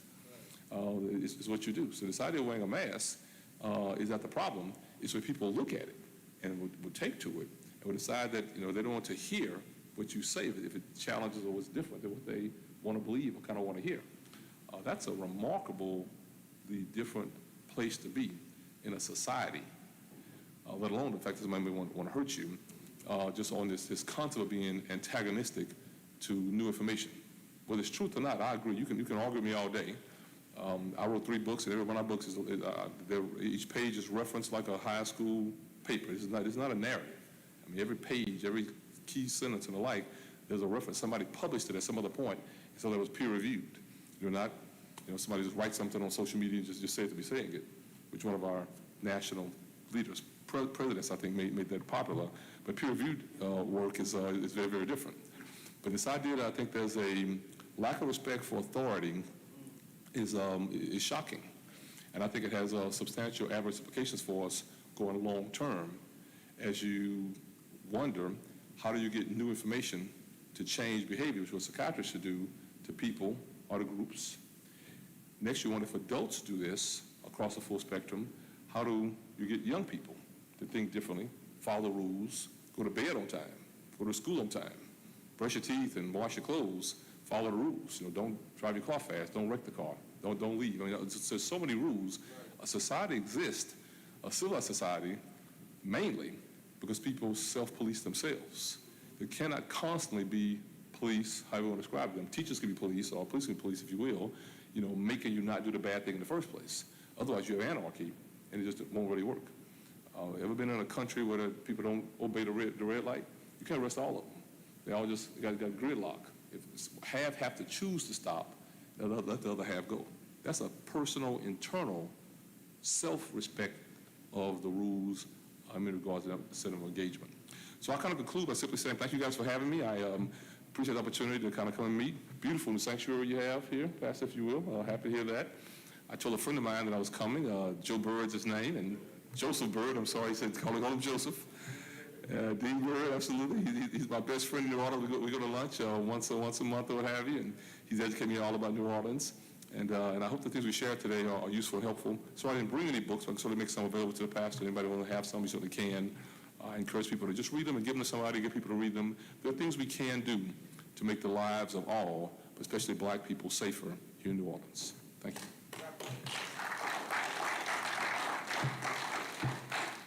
Related to the last thing you were talking about, Dr. Bailey, let me ask you this. What is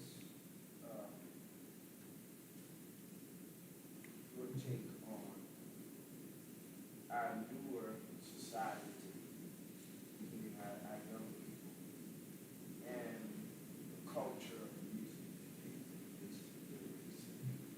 what's going on, and their frame of mind? Yeah. Because we live in a different world. You're right. You're right. And a lot of this has intensified, gun violence and so on. What's your take on what our young people are listening to, involving themselves in, and what our society is seeing? Yeah. Well, I would think it's bad. I think the reality is, I think we were on the same point. I was saying myself a minute ago, there's so much partisanship and then kind of lack of respect for traditional norms. It hurts us. And it's difficult to expect individuals to follow these rules when either others don't, adults, if you will, or so many other rules are allowed to be broken kind of regularly, if you will. I think that music is taking a lot of criticism for it, and rightly so. It probably isn't the only genre or aspect of institutional American life that deserves to be criticized, but it certainly should be, because the reality is it exposes many individuals to a level of, I think, of maturity that they just don't have. I'll give an example. Once I do forensic work. I didn't get to forensics today. Time went fast, but you know, you're going to do an evaluation, usually medical training, but you're going to write a report. It's for a legal purpose. So I've done a lot of that in regards to gun violence and violence and the like. And I literally, to skip to the end, evaluated a young guy once, and make a long story short, he had been shot. And he essentially said, Doc, if I had known it was going to hurt this much to get shot, I wouldn't have lived that life or been a gangbanger in the whole 9 yards. Now, what I have thought that some people think and feel that way who live and engage in that level of what we call a gangbanging life, absolutely. But what I thought that somebody would have told me that verbally, never in a million years. But for the guy to say it implies very directly what I think many of us appreciate, that there's a lot going in to young and younger people. It could be in music or what they see on television, a lot of his media, also kind of how they engage and interface. And they're just not appreciating how it is undermining their morals. I think in many regards it's chipping away at your foundation. Many would call that some degree of strength. That's why for many people, you go to church regularly as you're growing up, and when you go to college, your family and your pastor, you kind of keep going to church and not kind of give that piece of your life up, because outsiders start saying, don't go to church or do this or do X, Y, Z, drink more alcohol or use drugs or whatever the case may be. The other thing I think about music that's so important is that it's repetitive. So in so many bad things that happen, you drive by a wreck, you see a car wreck, you see it and you kind of move on. Right. But with music, persons put the earphones on and they're hearing it over and over and over again. There's really not much stronger in change in behavior than repetitive messaging. So if you want to get somebody to do something correctly, you say it over and over and over again. We're going to paint this wall. You say it to him 25 times, and you may actually get it right. Or make him redo it if he didn't do it correctly or whatever. So repetitive messaging is how we teach. It's this whole idea, I think, of the pedagogy, I think, of optimized learning. So people are learning bad things, and they're learning curse words, and they're learning to be violent, and they're learning to fight, they're learning to disrespect women, all the stuff that people see and say, and a lot of adults will cut it on, or it pops on the radio. You hear a few things that kind of a bit more insulting, or, they challenge your sensibilities, so you cut it off real fast. And that may help allow us to miss the point of how bad it could actually be if other persons, especially younger persons, adolescents, for example, go in some other setting and kind of continue to engage with it. The other point I simply make is a lot to say in this space, but I think in addition to the fact that it's cursing and disrespectful behavior, oftentimes it's a glorification, I think, of wrongfulness, if you will. You got to be poor and you got to steal the money. I didn't have any money, so I had to sell the drugs, and I hurt this person, and how many women you had, and all that kind of business. Just things that are not consistent with a society kind of working. When I tell people, my own, I got 3 kids myself, and brothers you're around, and friends and neighbors, and all like that, if you will, is you feel like you get to a point in life, if you try to be a person in general, in this case a black man, who's kind of do some things right, that a lot of people, they kind of jump in your red wagon, and they want you to be pulling the wagon. They want you to be doing the work, or you to be following rules. And if your kids want you to listen to good music, your kids don't want you as an adult listening to bad. They don't want their friends say your daddy listening to gangster rap, then they hate to want to do it. If you go to work and somebody's mistreating the rules or not doing the work or whatever, it can't be that everybody is cheating at all of the norms of American life, because they're all depending on somebody else to follow rules. Come back to that example. Maybe it's for my life again, so I thank you for making me think about it. But nobody wants to quagmire at an intersection where all cars can't get through. But in order for you to run the red light, everybody else has to be following the rules. They all got to be standing where they're going to be. So you depend on everybody else to follow rules and do what's right, so you can be the one person that breaks the rule. Now, that's one example. I never thought about that until you said that, but I think it's true. And that's the point that we got to get across to young people.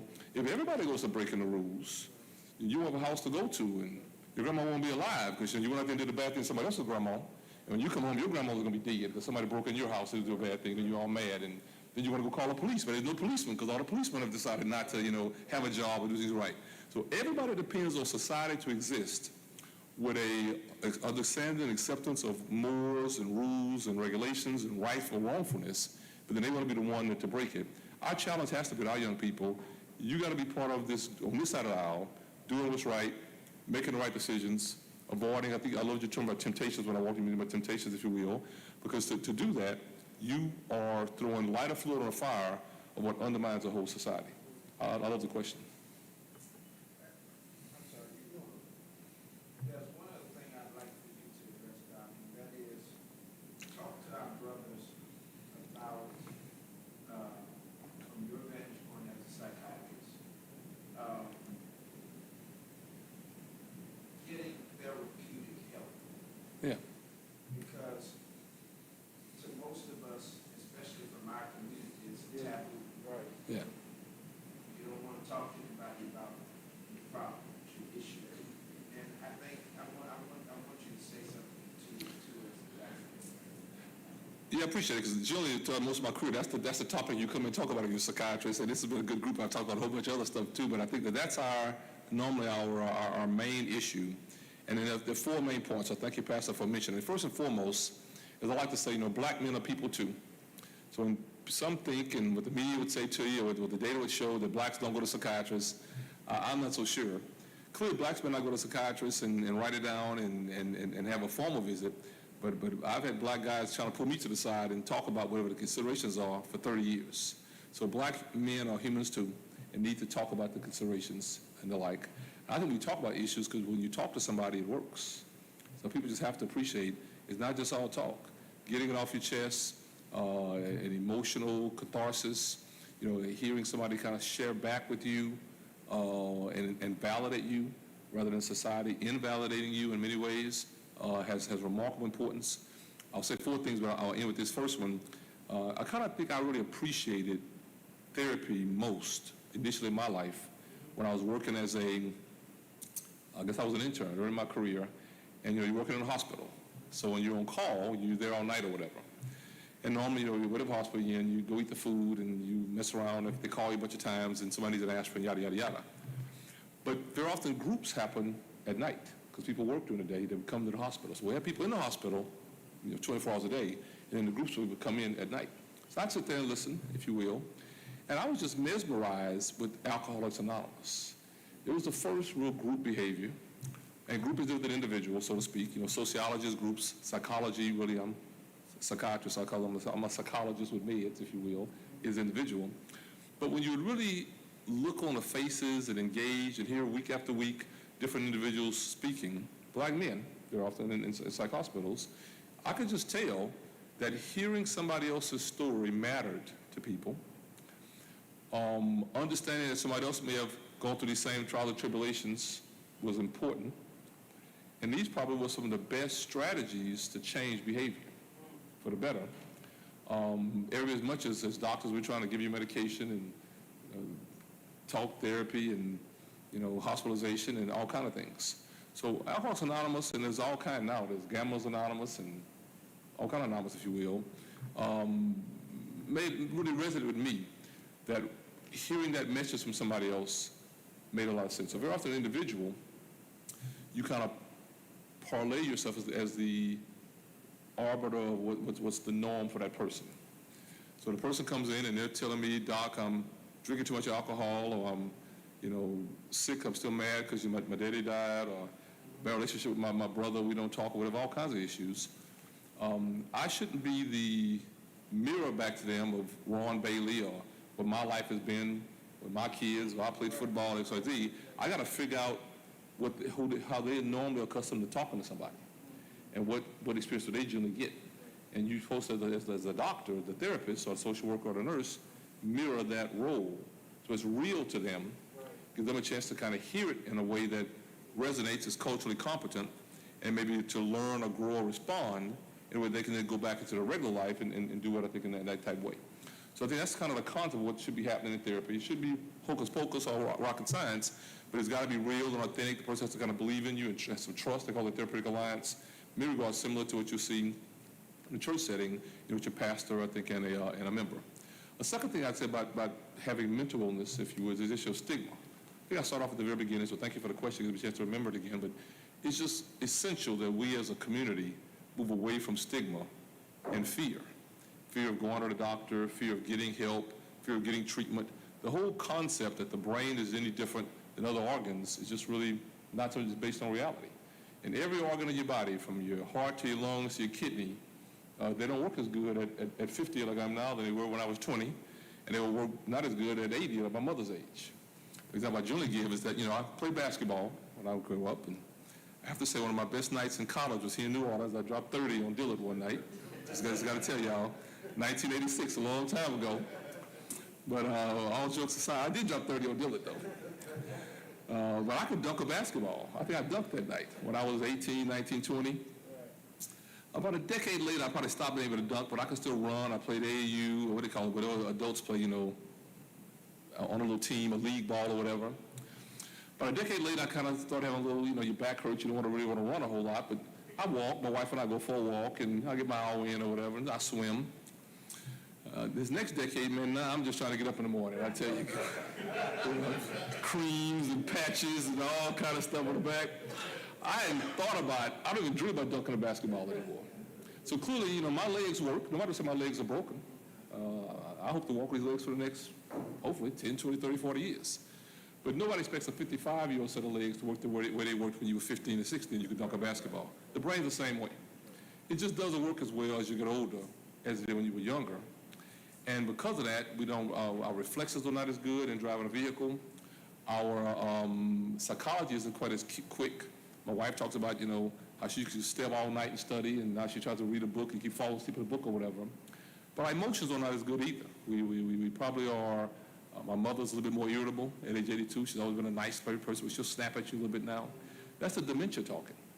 That's an 80-year-old brain that just doesn't have the wherewithal to manage something that is upsetting, which she could her whole life. And I think it's to kind of share that with people.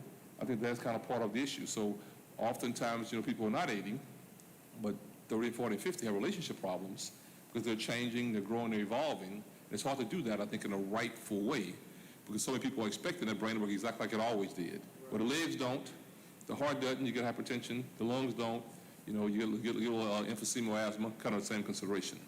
So I think there's some reason for voice, for understanding that as the brain changes, that person's going to probably change how they think and how they act and how they behave. And we should kind of understand that and appreciate it a little bit more. Often say, if you go to a nursing home, people get it. If I walk into a nursing home with my 2-year-old grandson now, and he walks up to the nurse sitting right there and he just pops her one, she'll laugh. He's 2 years old, and he tried to hit her or whatever. Oh, look how cute he is, whatever. But if I, at age 50, walk up there to the nurse and pop the one, scream and yell and call the cops or whatever, because he made a lot of value judgments very quickly. And the 2-year-old didn't really know what he was doing, wasn't intentional, wasn't cognitively intact. The 50-year-old knew what he was doing. Intentional was a crime and whole 9 yards. Well, it doesn't just get that you understand as you get older, because if my 80-year-old mother walked over here and popped you one, you'd laugh too. So we kind of get it. But in regular life, we don't do that. We kind of, it's one size fits all, and anybody does something that's probably not optimal, and we respond, I think, very often in an overtly negative way. Dr. Bailey, I have a few questions, but I'm going to go with the last one. So if as you age, the brain is constantly changing all other aspects of our lives, is that to suggest that as we progress in age, we should always be looking at that mental portion of the brain and kind of going through counseling just because that helps with the, yes? So I think so, and I think that to the pastor's question, most people do so. They just know what they call it counseling. They may not always go to a professional, but they find somebody who they trust. We think that the most important variable or vector in counseling is trust. So you got to have somebody you trust. And you may trust the doctor because they got this learned knowledge and you got to pay them or whatever. You may trust the doctor or the social worker, psychologist, because they're supposed to be trained on confidentiality. A lot of folks, the trust comes in the fact that you're not going to hear that story again. You're going to talk to them, but it's going to be confidential. But trust can occur with somebody who you're not paying and not a doctor. It could be your brother. It could be your cousin. As I said, I'd go to the monthly doctor's meeting in Houston years ago, and I bet you I went 10 years, and I could never finish the meeting and just go home because somebody didn't want to talk. Let's go to Starbucks. That was my other question. People got problems. So it's not that we as black men don't seek help, right? I think you're right. It's we do it in a different way. I think you're right. And that's even a better point. I was saying we actually go to somebody else in a healthy way. If it's not your psychiatrist or your pastor, we see our brother or our cousin. That's still healthy. If you trust them, it's all good. But you're 100% right. What we really do is we seek help in an unhealthy way. We drink the alcohol, or we fight, or we, it's something conflictual or the like. But it's occurring because there's a story that we're experiencing that we can't handle. And we're one of 6 billion people on the face of the earth, and everybody kind of has, many people have some degree of a story at different levels of difficulty. I would never say I got a job and healthy and a wife and 3 kids and a grandson, that my life is as bad as there's some people here in New Orleans who don't know where the next meal is coming from. So there's different levels of gradation. But I go home from work some days, and man, I could just, punch a wall because I had a bad day and something bad happened and the whole 9 yards. You jump on in. Interpretation from the professional standpoint.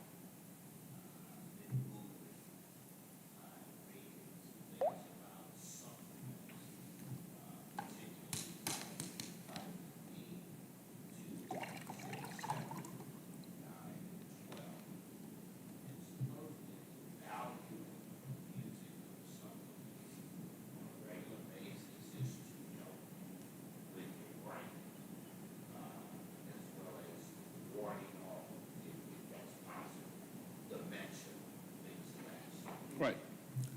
So what should we do? Absolutely. I think there's probably 4 or 5 things we should do. First and foremost, accepting that we can, re-trigger or recalibrate a brain like other organs is correct. If I really want to be healthy, I'd get up here and run an hour every day, and my heart would be stronger. I mean, less likely to have a heart attack or chest pain or whatever. You can do the same kind of things with the brain. I mentioned my grandmother, who died in 2017 on her 95th birthday, and she was one of the best at it. She grew up in Louisiana when black girls going to go to the 4th grade, she had a 4th grade education, but she did crossword puzzles every day of her life. And I thought she was sharp as a tack. Her body gave out, but she could still talk and think and engage. I think she was better than most people at age 95 because of those crossword puzzles. So intellectual stimulation definitely works. It's also true that the health problems are key. Your brain will go down faster if you're obese, and if you're drinking alcohol. Definitely alcohol kills brain cells, neurotoxic, or if you have a high-fat diet or the like. So the truth is, having good quality health, exercising, swimming, if you will, are also good things you could certainly do. Also, really good data on stress. The so-called oxidative stress is the term we talk about a whole lot, that if you're under stress regularly, it's going to kind of wear you out physically, emotionally, and psychologically.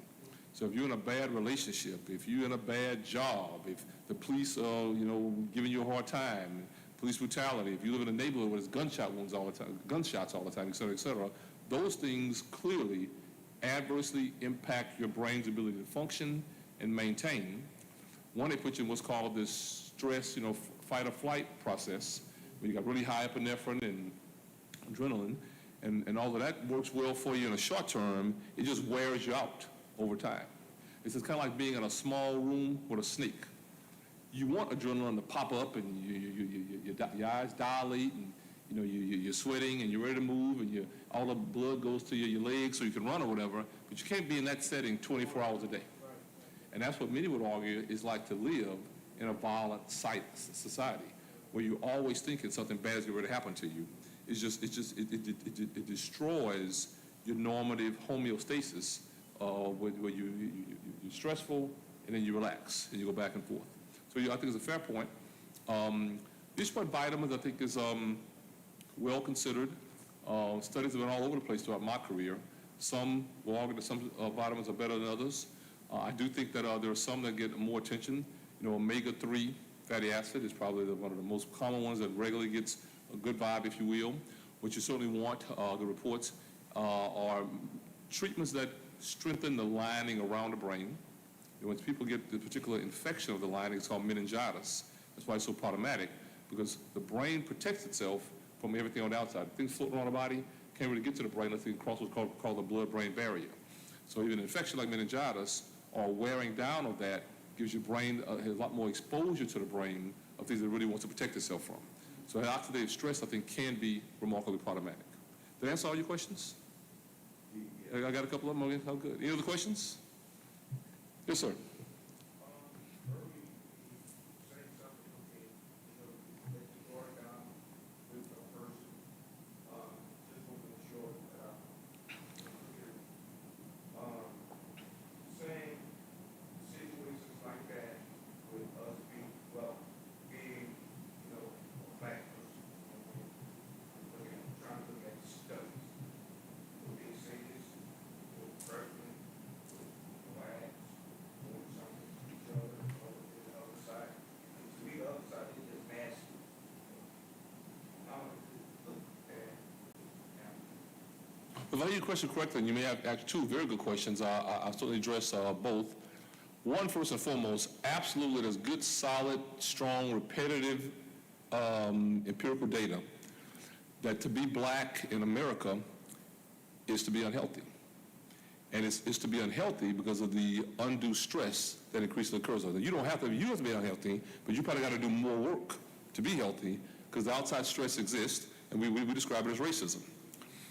So the best that I have seen are these studies that show that if you come from the Caribbean, Jamaica, Antigua, all these places, that group comes to America with the same average blood pressures as white people in the U.S. I can see these studies today.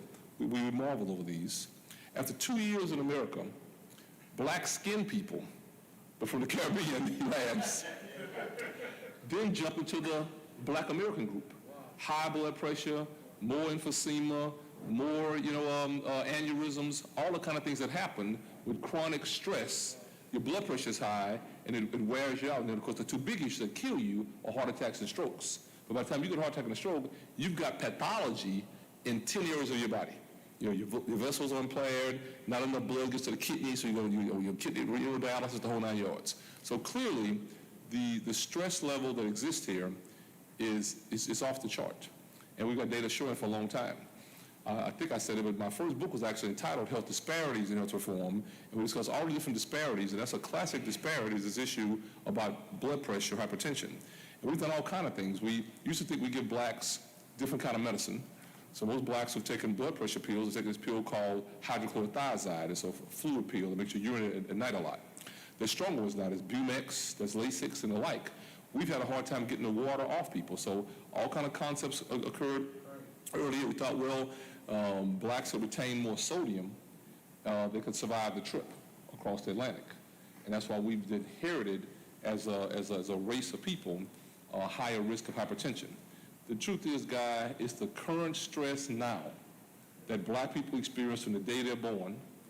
And whether you're outside experiencing it, if your father comes home from work every day telling you how much grief they caused and blah and blah and blah, that is transferable stress. And you could be 6 years old or 16, kind of the same 9 yards. Now, your second question, I want you to understand it better, so I want you to repeat that one. I'm just saying that on the other side, everyone is not going to fit the 6 real quick when it's a lot of times like one-on-one when you come out, or, in the last one.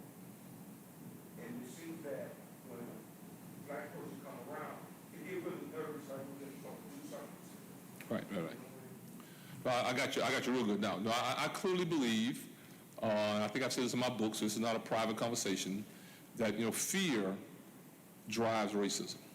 I believe it strongly. And I think that the fear occurs for a lot of reasons. Probably I need another hour to kind of go through them all, and I'm sure you know as well as I do. Maybe in part people are afraid because they think they've done you or your people bad, and they're afraid you'll be mad at them. Maybe they're afraid because somebody told them when they were young there's something about having black skin that made you bigger or stronger. I'm not so sure. Maybe they're afraid because they feel like a mirror's pointed to them, and there's really a lot of impairments that I think are there. I thought about this a lot when I was in med school. I was on the admissions committee with Miss University of Texas in Galveston. There were 20 folks on the committee. They had 2 students, one black and one Hispanic. And I'll always be really, not impressed, but surprised, or whatever the case may be, at how there was some attempt to ensure that all of us on the committee didn't see everybody's credentials. It never really made sense to me. You think if you're on the committee, although you can only review so many, why wouldn't you see all of them? It took me years to figure out that there are people getting into med school with much lower credentials than what the med school published out publicly. Because the med school want everybody to think that everybody who gets in this school got all A's and 4.0 and the best scores or whatever.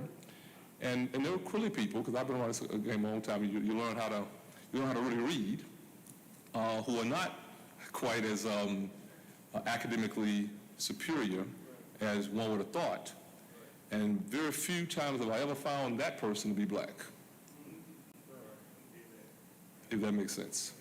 Yes, sir.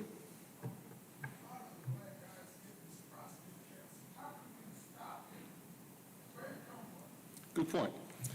Your timing couldn't be better, because although I've never had prostate cancer, I should begin with that, but I had a prostate surgery here in New Orleans in January. I had the benign large prostate. They call it BPH. It's benign because it's not cancerous. It hadn't spread, but it's hyperplasia. The darn thing gets big. A prostate should be about 25 to 30 grams, size of like a walnut. Mine was 225 grams, about 10 times the size. I was peeing 5-6 times a night for years. It took a period of time. So the story is, although I'm a psychiatrist, but a lot of time in this space, is remarkably genetic. My father died at age 44 with lung cancer, but both his brothers and his father all had prostate cancer on autopsy when they died. Prostate cancer didn't kill his daddy or his brother, but they had it. So some would argue that every human being who lives long enough will get prostate cancer. But it's one thing if you're getting it at age 90 and 100 and 110. In our community, we're getting it at age 40 and 50 and 60. That's too early.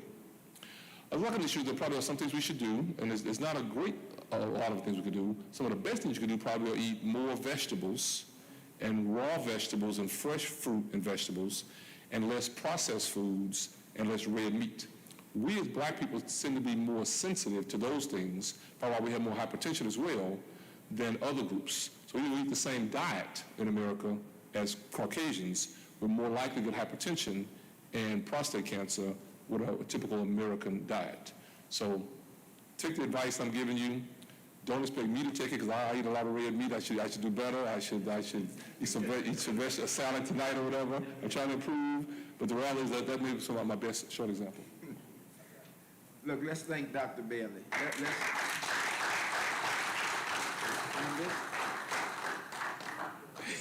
All right.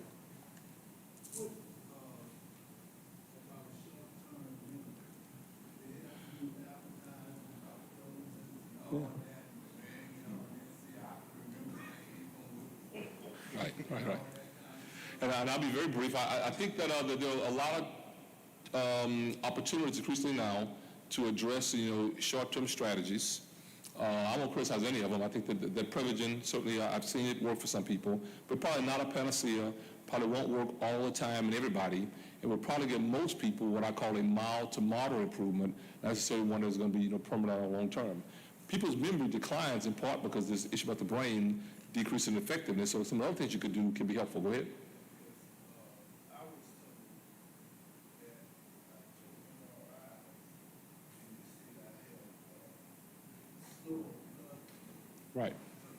Right. So the test we do now is pretty expensive, but it's good. It's called a PET scan, the so-called positron emission tomography, a fancier version of an X-ray. It became a CT scan, it became MRI. So we're getting fancy versions of imaging, it's called. PET, though, just manage blood flow, certain regions of the brain, so you're 100% right. If blood flow is not satisfactory, let alone optimal, in a certain region, that part of the brain will decrease in its effectiveness. Most of your thinking and your memory is the front part of your brain. It's called the frontal cortex, right behind your forehead, but we call it executive function. Thinking, concentration, memory, attention span, those are the areas that very often are adversely impaired with memory. So if for all of us as we get older, we'll forget some things, and we'll have a harder time finding. The brain is kind of like a file cabinet. You've got to kind of dig back to find stuff. So I think that this memory piece does occur as the brain begins to decline in function. And I'll end by simply saying, what we do is we can't make that necessarily go away fully, but earlier interventions can decrease or lengthen the time that it takes for it to become impairing. That's the goal. If at age, I keep saying that, I'm 57 technically today, if in 20, 30 years or whatever, it takes that long for it to develop, that's one issue. If it develops in 2 or 3 years, that's too fast. So interventions can be helpful, but you probably have to kind of see them as a moderate approach. There's probably nothing that's perfect to decrease the risk of cognitive impairment.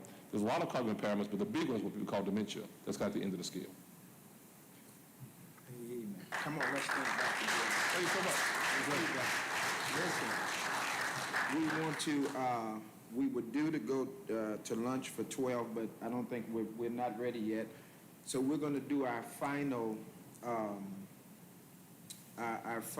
mini session now, and then we'll retreat to lunch next door. We want to thank Mr. Martin and Dr. Bailey for being here with us today. We're going to bring our final. Listen, everything that has been said, brothers, we want to take heed. Amen. We want to take heed. We have our final speaker who is going to come and share with us. When Gerald started talking about the prostate, I jumped up because I was not trying to sit Dr. Bailey down, but I'm trying to get our final speaker up. That's his specialty. That's rare. He's a urologist. Dr. Raju Thomas is, Dr. Bill is with LSU. Dr. Thomas is with Tulane University, and I'm going to let him come introduce himself and talk to us. What we're going to do, Doc, I know you asked me about having some aids, so we do have some aids that are going to be on the screen, Devin, what we've already done with the prostate and whatever Dr. Thomas needs. I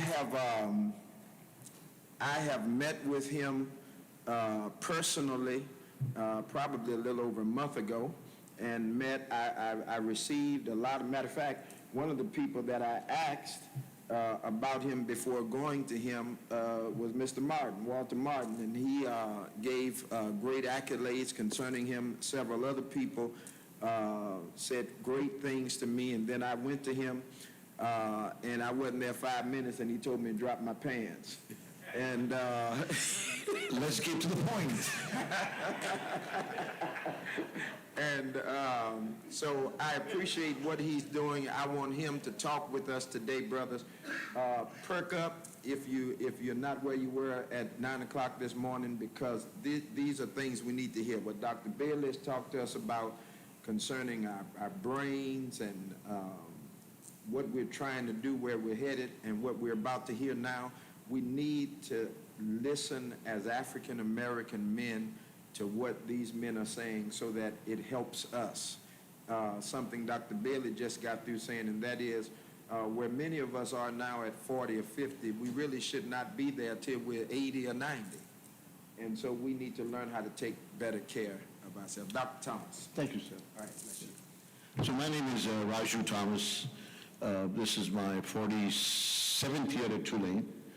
I've trained at Charity Hospital. I'm talking about the real Charity Hospital, which to me was fantastic. So I don't know if you trained there. Now it's UMC, but people don't know the shrine that I call our beloved Charity Hospital. It's still in my mind and soul. So I've been in urology for teaching, taking care of people now for 46 years in New Orleans, and I think this is important because a lot of what happens to men happens after the age of 40, 50. I don't see any women here, but when I've gone to churches like this, we used to have women also here. So I always tell men, when they come, you don't have much of a relationship with doctors. Why is that? Because women do.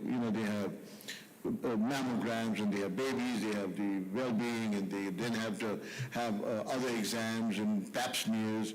In the meantime, you're working, and then you get to be 50 and you get all these, what's all this happening? To me, that's when you start having to take care of yourself. The average man dies about 6 to 7 years naturally than women. Women outlive men. So a lot has to do with what you heard earlier, because your mind, your brain, the high blood pressure, etc., is very important. But then there are all systems, have to be a go before the flight can take off or the ship can go. All systems have to be going well. So for us as human beings, as men, we need to make sure that all our systems are going well too. Of course, I take care of what I consider the main brain, which is between our pants.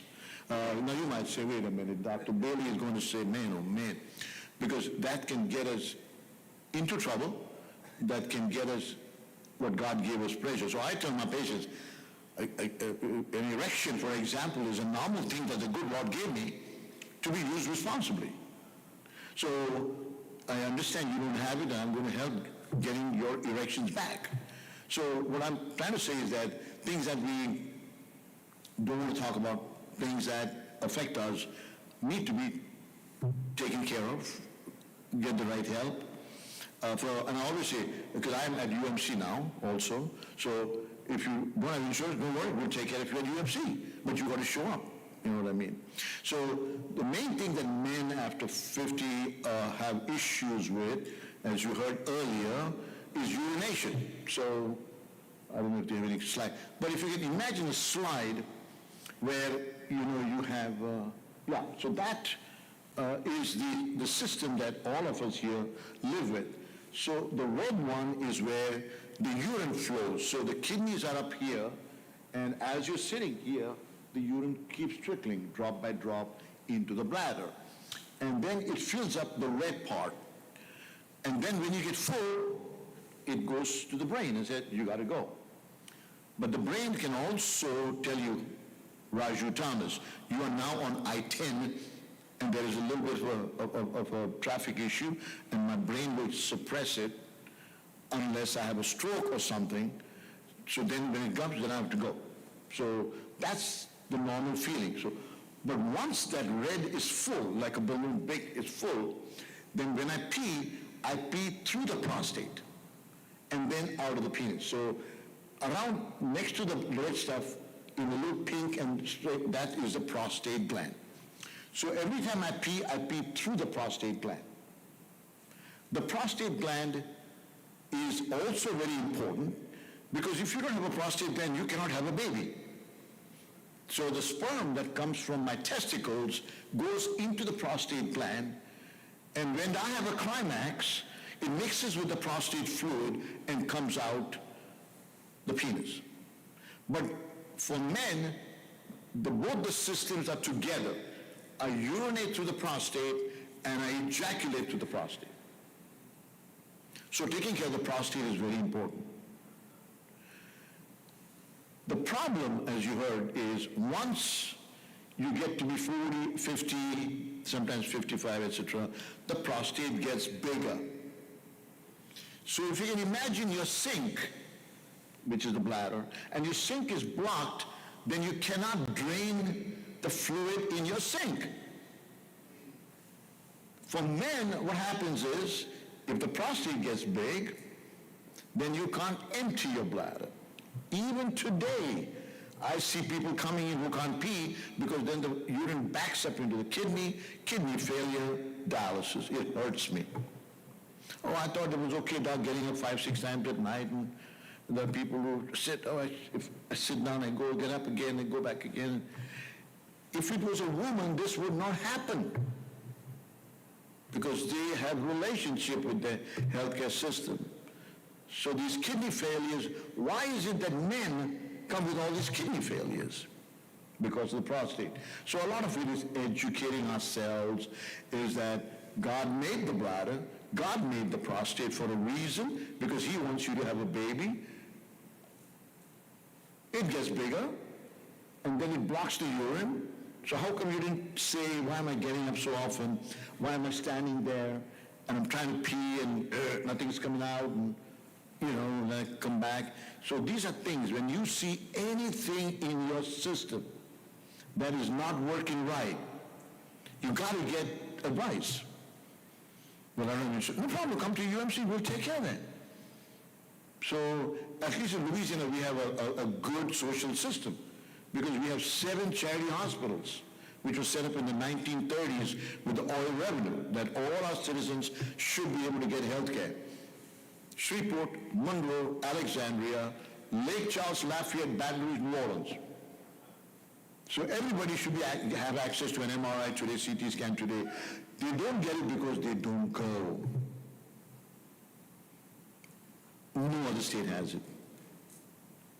In the US of A, no other state has this system. We're good at something.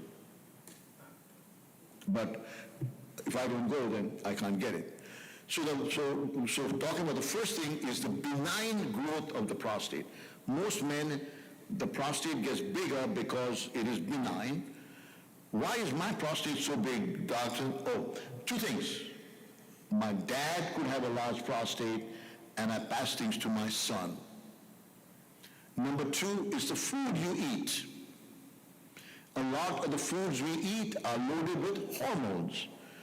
Every pig I eat, every chicken I eat, every beef I eat is given hormones because they get bigger. That's a problem. So those are the 2 reasons. The other reason food is important is because when the animal is given fat, this was the research at Harvard University, The fat stays, the hormone given to the animal stays in the fat of the animal forever. So if I eat a lot of meat with, oh man, look at that beautiful marble steak. Oh, it was wonderfully good. Another piece. You are taking a lot of fat.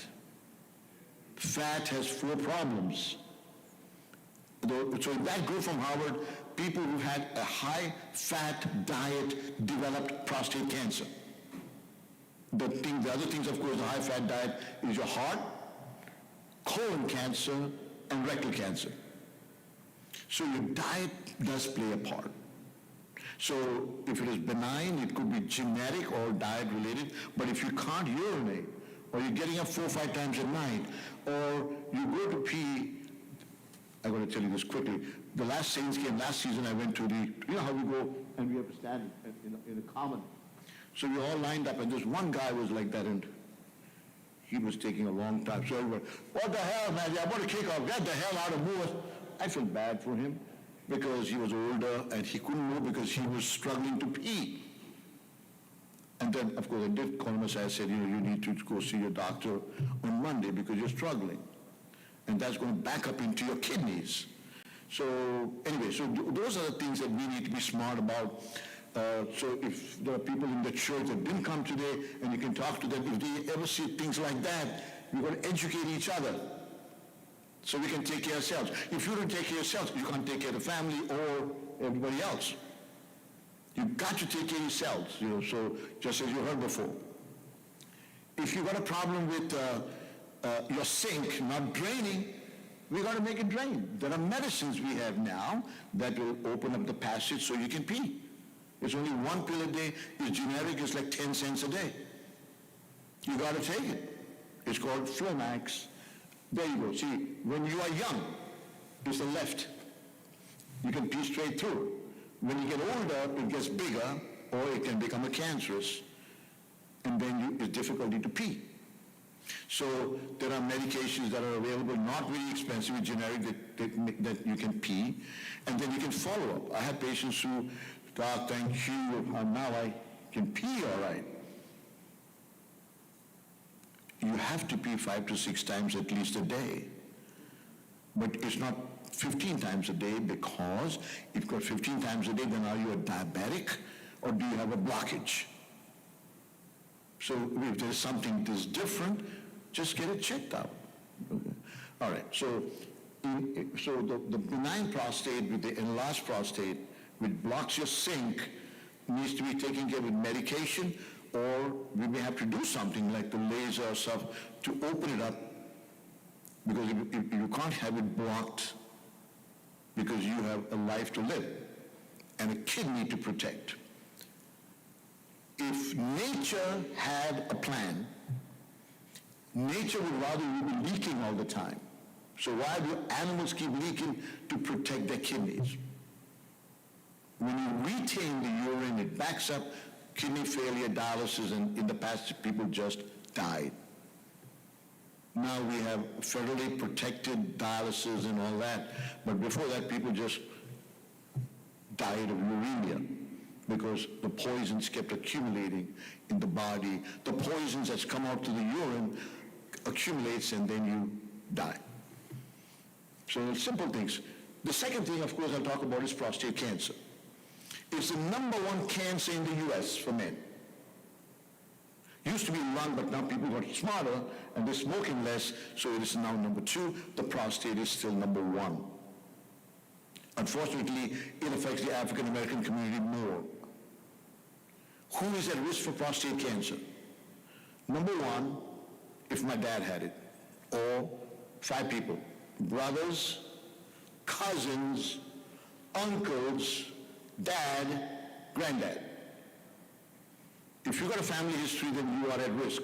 So what do you do if you have a family risk? Just get your blood test at the age of 50. If that's normal, then maybe every couple, it's just a blood test costing $8 a year.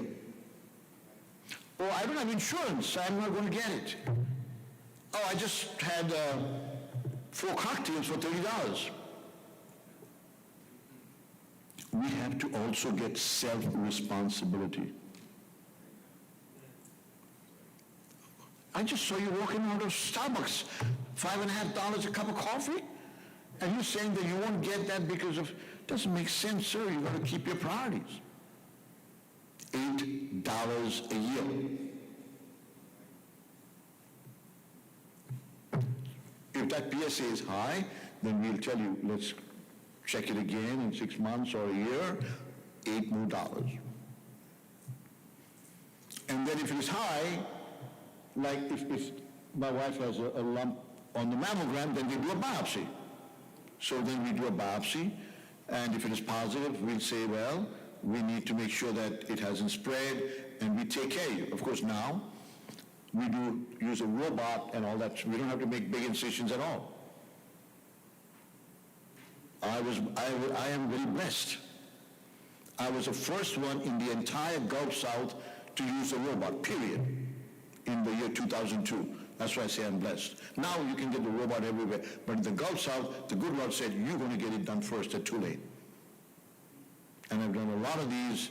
I like to talk to groups like these, other churches on Saturdays and stuff, just to educate our men.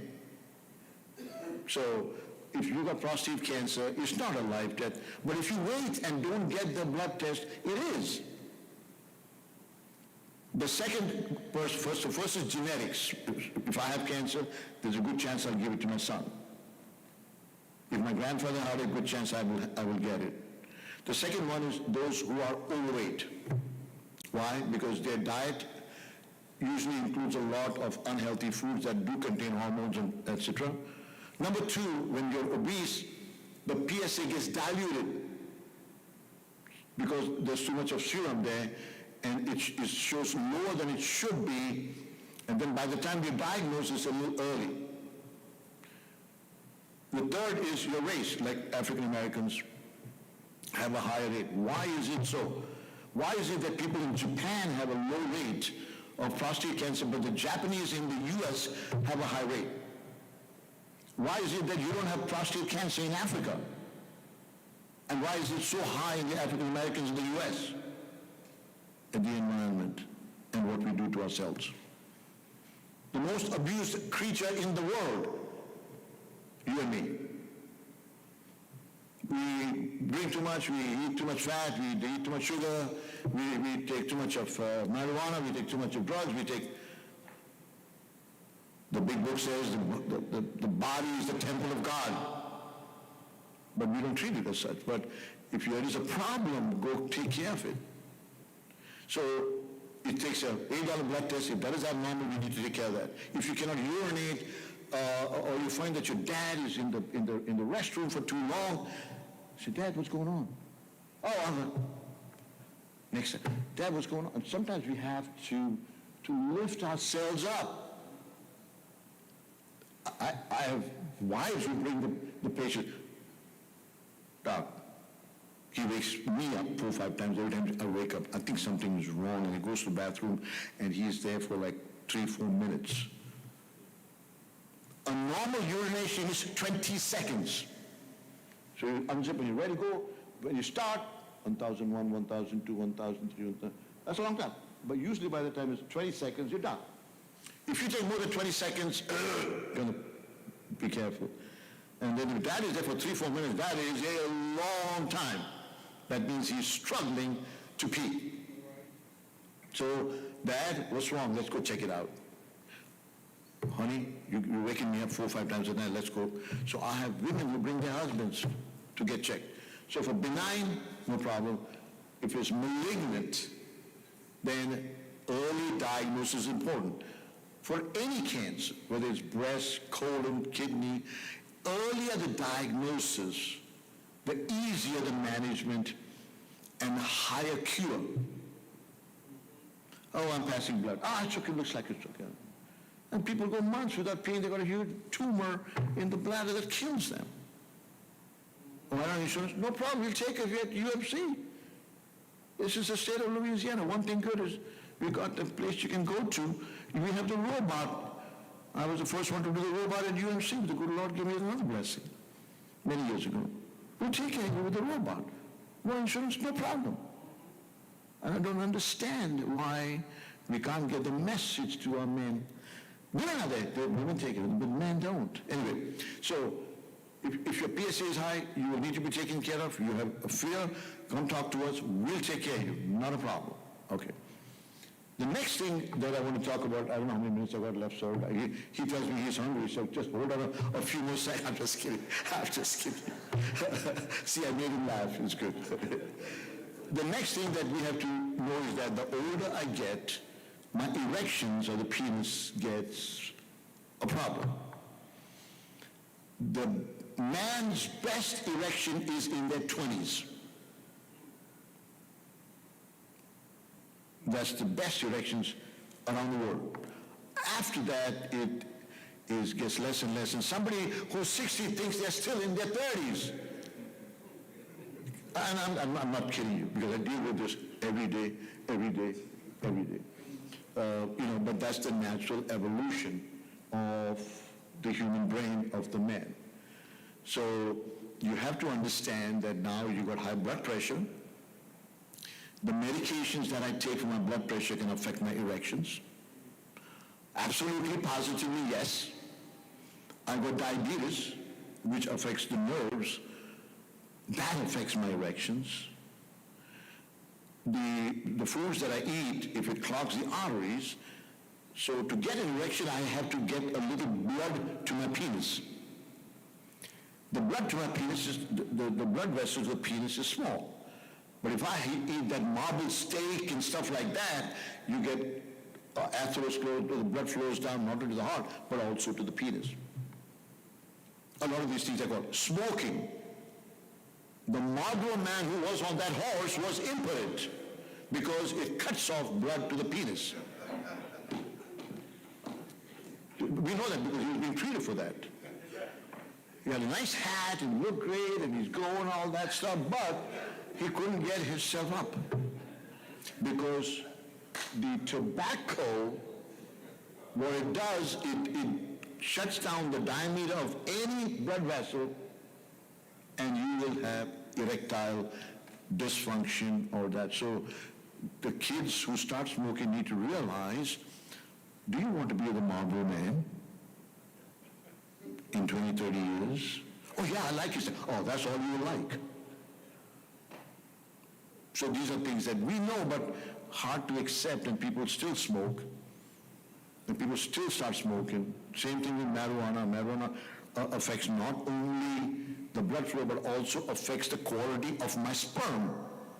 So if I want to have a baby, I may have a problem because it affects, we know that now, because they made it legal in so many places. When they have done work on the sperm, the people who use it regularly, the sperm is affected. So, oh, I know that, but this is great, So what we do, we are the most abused animals on the planet. Not something God intended, but it happened. So for what do we do to save your intimacy, save the gift that God gave you as an erection to be used responsibly? Is, first of all, if you know that there are things you're doing, can you cut back on the smoking? Can you cut back, make sure you take care of your blood sugar and the diabetes? Can you make sure your diet doesn't have as much fat? Are you taking the medicine that was prescribed to you by the good doctor? Oh, well, I ran out of, well, you go get it. I don't have the money. Well, you can go to, there are places you can get that done now. Okay, well, then you go to problem. Okay, then I can prescribe a medicine first. It's called Viagra, Cialis, Levitra. It's now generic. It used to cost $45, $50 a pill. Now it's about $2 a pill. But then you've got to use it responsibly, and most of the men have done very well with that.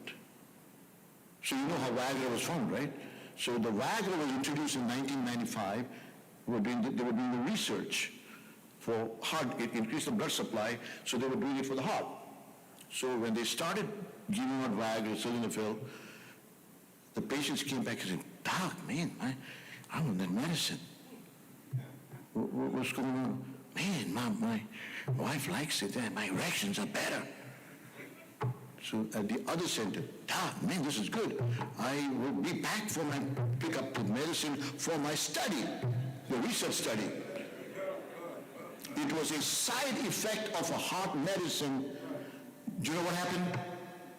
Pfizer stopped the trial. Pfizer said, no more trial. This is going to make us real money. They completely dropped it. Then they started a new trial for erections. And they sold billions of dollars worth. It was a side effect of another study. That's called serendipity. You find things around you that benefit you. But the company was saying, they know how to make money. They said, guys, there are many heart medicines available. Let me get something that is new to get that organ waking up. And then, of course, other companies got the Cialis and the Levitra and stuff like that. It works well. But if it doesn't work for you, then there is something going on, and there are other things that we can do to find out, but you got to go to the doctor. Don't just abuse any medicine, but make sure that you are treated properly and safely. At the end of the day, your safety, your family's safety is what matters. So don't ignore these symptoms. If you happen to be young, let's say you're 40, and you say, Doc, I can't get an erection, then we are worried about that because your lifestyle may also have a heart disease, because it may also affect the little blood vessels in the heart. So we'll have to check your heart and save your life. So that's why you have to see the doctor to make sure that you are doing okay. All right? So the things that you need to worry about: urination, your diet, the PSA, or is there a problem of prostate cancer, which is the most common cancer in the U.S., especially for African Americans? Is there a problem with erections? Am I not doing the right thing? And there is one thing when I counsel patients before I stop. You want to have sex. And I see the couple together with me. And there are some couples I can feel that electricity. You feel that. That one word is called relationship. You come home yelling and screaming, and how can you have good? The relationship is something people forget. That if you are with a spouse or your girlfriend, are you nice? Or is she just doing it for doing sake? Or are you having a blessed, happy relationship of intimacy, which the good Lord did make for you? Work on your relationship. That makes life nice. It'll drop your blood pressure a few points. It'll make everything good. And a happy wife is a happy life. Thank you for having me. I appreciate it. Any questions, I'll be delighted to answer. Doc, talk to us about something Dr. Bailey was saying as he was closing out concerning prostate, enlarged prostate. You may not have cancer, but as we age, Yes. prostate enlarged.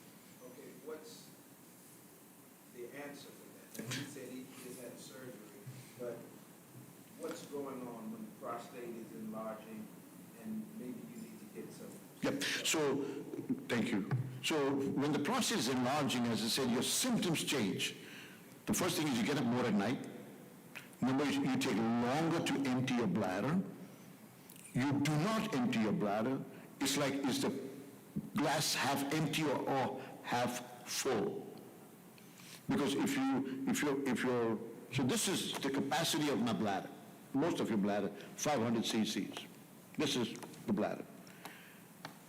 If I go and I struggle and I empty half, then there's only half left to fill.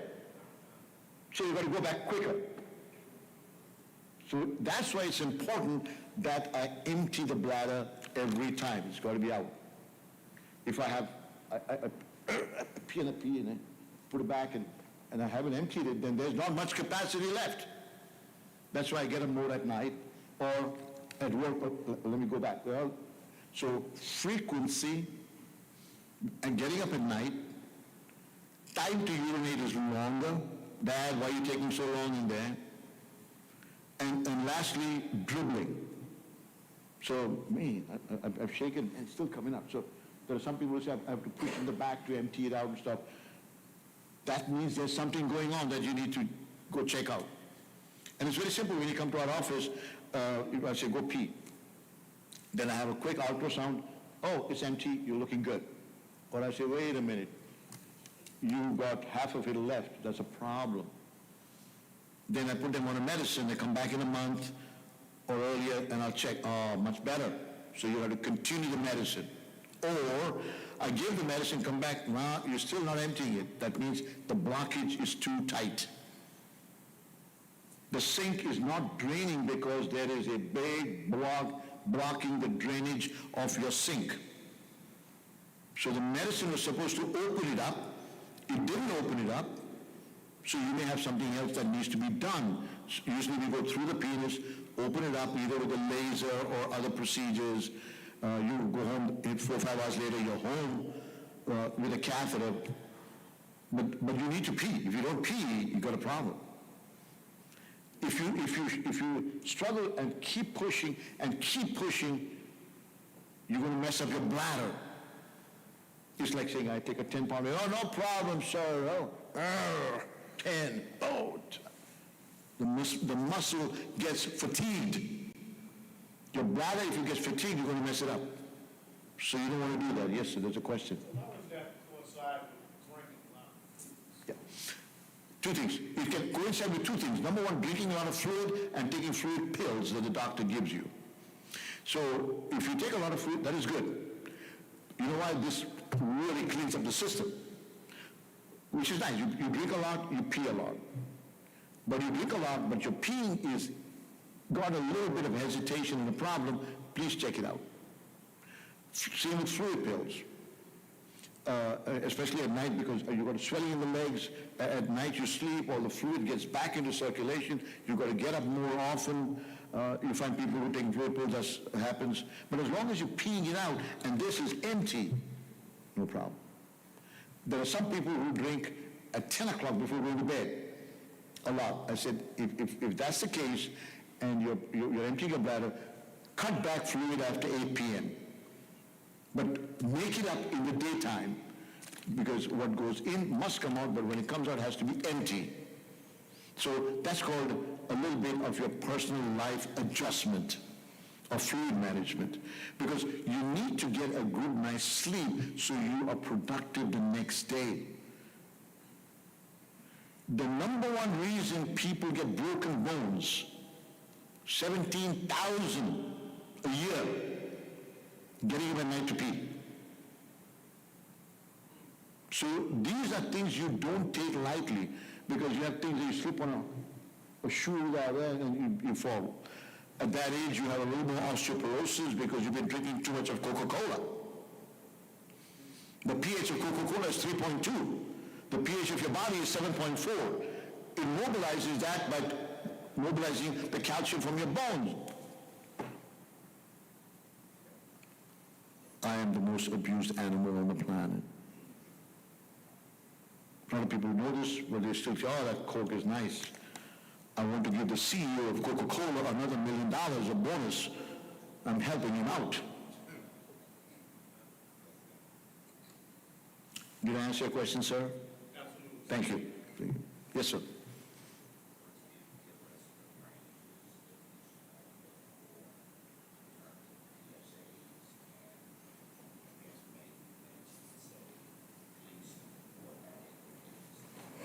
Thank you for asking. I didn't have a lecture. So his question is, what is the level of PSA? Just like we have a level for cholesterol and we've got a level for sugar and stuff like that. The normal rate is 4, but that has changed because it is now called age adjusted. If I have 4 at the age of 45, I'm in big trouble. So it is age adjusted. So we say, your dad had prostate cancer, you need a PSA at 40. If at 40 he's got 0.3, I says, God bless you, it's good. But if you come back at that and he says 2.2, I said, John, you got a problem. Let's keep a very close eye on you. So 4 is not the magic number, and some of the doctors, primary care guys, will say 4, it's okay. I'm not trying to blame anybody here, but now it is age adjusted. The second question the gentleman asked was, what is a Gleason score? So if I get a biopsy of my prostate because my PSA was high, then when they look under the microscope and say you got prostate cancer. The Gleason, there was a Dr. Gleason who described how to grade this with a number from 2 to 10. And that is used worldwide. So when I get a call from Venezuela, I say, doctor, I heard about but my Gleason score is 4 plus 4. I said, you got a problem. So the Gleason score is a grading system only for prostate cancer. And the higher the number, the more the trouble you are. I would rather you have 3 plus 3 than 4 plus 4. The higher the number, the more aggressive it is. The more aggressive it is going to spread. The bad news about cancer cells is they want to spread and kill you. Whether you got breast cancer, colon cancer, or whatever, the intent of the cancer cells is to kill you. That's why you got to find it early and you got to give the radiation, kill the cells so it does not. But even then, after radiation surgery, you still need to be monitored. Yes, sir. You had a question? Yeah, I got a question. For treatment for prostate cancer, is it best to have it removed or see everything? So he's saying, is it better to do radiation or have it removed? It all depends on your age, depends on your health status, depends on your actual survival age. You know, if you happen to be 79, I would not have you surgery because you got to go through the surgical procedure. But if you are 49, no radiation for you. Go get it out because you've got another 40 years to live. It's called the actuarial survival. The good Lord has given all of us a number. How many summers are you going to make? I already made my 72nd. I don't know how many more I have left. But you've got to respect every summer that you make and be grateful. But if you don't take care of yourself, will I be able to get my 73rd summer? So if you happen to be 79, I would say no, radiation. If you happen to be 49, radiation, no. You will make it till your destination. You got to have surgery. Yes, sir. Yeah, I just had my prostate exam, so far so good, my very first one. However, You had your prostate removed? no, Oh, I had a check. oh, checked. He's a smart man. He got it checked. I tell you, hallelujah. I'm staying on top of that, so now I'm getting ready to do my colonoscopy. So that's why I'm concerned about, because my dad died from either colon or prostate cancer. So most likely I'm concerned I probably might suffer the same thing. So, good point. Colon and prostate cancer had genetically linked. So if you tell me that your dad had colon polyps and stuff like that, please get his self checked. Now the insurance have let up that they need to do more screening for colon cancer because we as physicians had to go through Congress and lobby. And that's why you need, colonoscopy is totally different. There are two different systems. But you need to have both. If you're 50, you need to have a first colonoscopy at the age of 50. If everything is normal, you don't do anything for 10 years.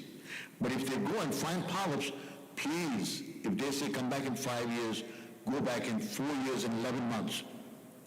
Absolutely. I just turned 50, so that's why I'm Oh, excellent.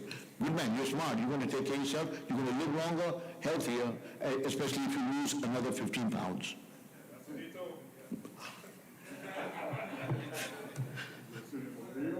Sir? No. I work at charities. I hear a lot of talk about prostate cancer come back or even if we had it. He says that if you have prostate cancer and you get treatment, you can come back. That can happen to any cancer, every cancer. Because what happens is we do all the tests and it tells us that all the cells are in the prostate, so let's take it out. But what happens is, just like the termites, they go boom, there are some cells that may break off, especially if the Gleason score is high. It sets off, and those cells could be elsewhere, and then we've got to treat that. colonoscopy. This gentleman over here, there's nobody here I know, but this gentleman had part of his colon removed. Wonderful doctor, lymph nodes are negative, but he can have, the rest of the colon can develop cancer, so he needs to be checked. If you say, I got my colon removed, sayonara doctor, I'll use amigo. No, you need to be checked up. If my wife has breast cancer and she had treatment, she can get it on the other side. So what does she do? She gets checked again. So a lot of it is being checked and being responsible that once you have a cancer of any kind, I got lung cancer here, they took this part out, I could get it here again. So all cancers needs to be monitored. Yes, sir. What you just said. I had aggressive prostate cancer. It was moving fast. It was jumping. And I said, well, let's go do this today. He said, no, let's go do that way. So he had me wait. I went, had it done. In my situation, they did prostate and hernia at the same time, same surgery. So I did one exactly the same thing yesterday. So came back, numbers were great. Came back and get the numbers shot up. So did you have surgery? After the surgery, the numbers went up again. I said, nah, can't have this. So he said, I'm going to give you chemo. I don't do chemo. I said, you do radiation, you want to chemo on me. Everybody take chemo down. So I said, do the chemo. So I went in, we did the chemo, we did like 35 sessions. Radiation. Yep. I did about 35 sessions of radiation, came out of there 4 years. No. That's why you have to be monitored. If you didn't go back, they wouldn't know what your PSA was. Back every year, just see or nothing. Perfect. They said, well, you don't look happy. I said, I shouldn't have it. Well, you can't make a statement like, I should never have had prostate cancer. I knew what I mean. No, should not have it. We are all blessed and not blessed in so many ways, you know. You had a question, sir?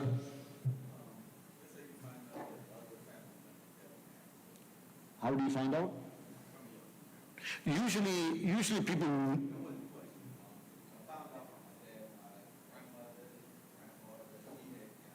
Of what? Of the prostate?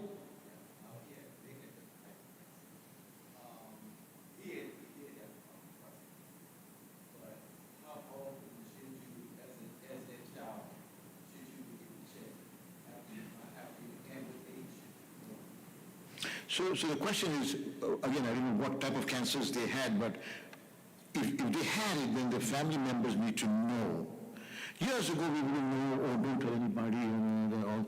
But now it's very important that we know, so that the siblings, the next generation be taken care of, so they can keep an eye on that. And sometimes, of course, there are radical things, like Angelina Jolie said, my grandmother, whenever everybody had cancer, I'm taking my breasts out. She took both her breasts out. That's one way to say, I don't want to fool with this stuff. But the other way to do is, you know, Mom had a problem, so I'm going to get mammograms, I'm going to get checked and checked and checked. So it all depends on what kind of cancer. There are some that are genetically transmitted through my genes. My sperm, you can't even barely see a sperm under the microscope, but it carries all my information the good Lord gave, including the bad stuff. If I've got a mental issue, if I've got cancer issue, if I've got an aggressive issue, whatever, that tiny little thing the good Lord made will take it to the egg and transfer it to my child. That's the way it happens every day. But then if I know that I had, or my brother or my cousin or my uncle or my dad had this cancer, then the family knows, so that when you reach a certain age, or when you get a certain symptom, then you know, wait, grandpa had it. It's almost like having a family tree. It's good to know, because that's, the basis of existence is your family. That's how you you develop the society. So if you know that, then it's better. Years ago, nobody knew that, but now we know that. And now you can get a blood test and check it out to see if I'm at risk.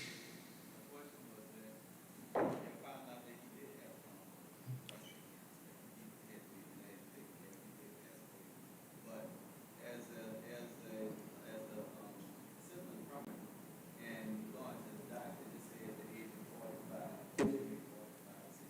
40, 45 is when you get it done. Okay, good question. At least once a year. But if you're 40 and it comes back really low, you could maybe do it every other year. $8 every other year. But if it comes back high, no sir, you may have to go back in 6 months maybe. So everybody is different. Yes, sir.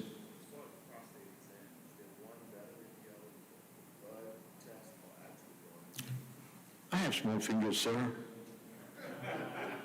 That's why I have a good practice.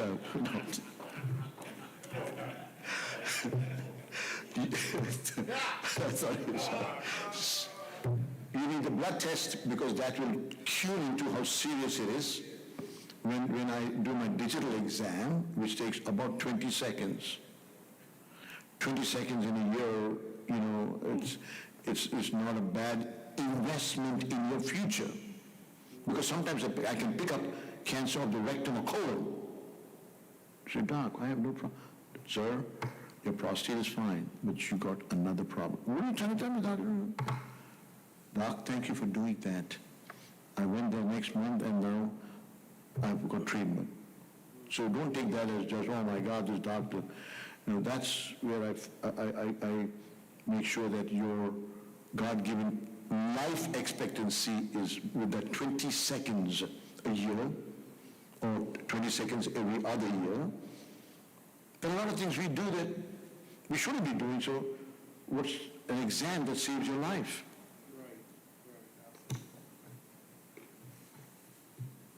Yes, sir. Dr. Roger, I met you on the elevator when you were going upstairs one day. I talked to you. You don't remember me, but I was in the office not long ago, and I told you I didn't want that resume anymore. Oh, yeah, now I remember you. You know I'm okay because you don't remember me. If something was wrong with you. Thank you. Listen, I enjoyed it, sir. I hope I give a little bit of message to you, and if you have any questions, I'll be glad to answer, talk to you on the phone to help out. No problem, sir. Brothers, let me ask this. Mr. Martin, you can come back up, and Dr. Bailey is still here.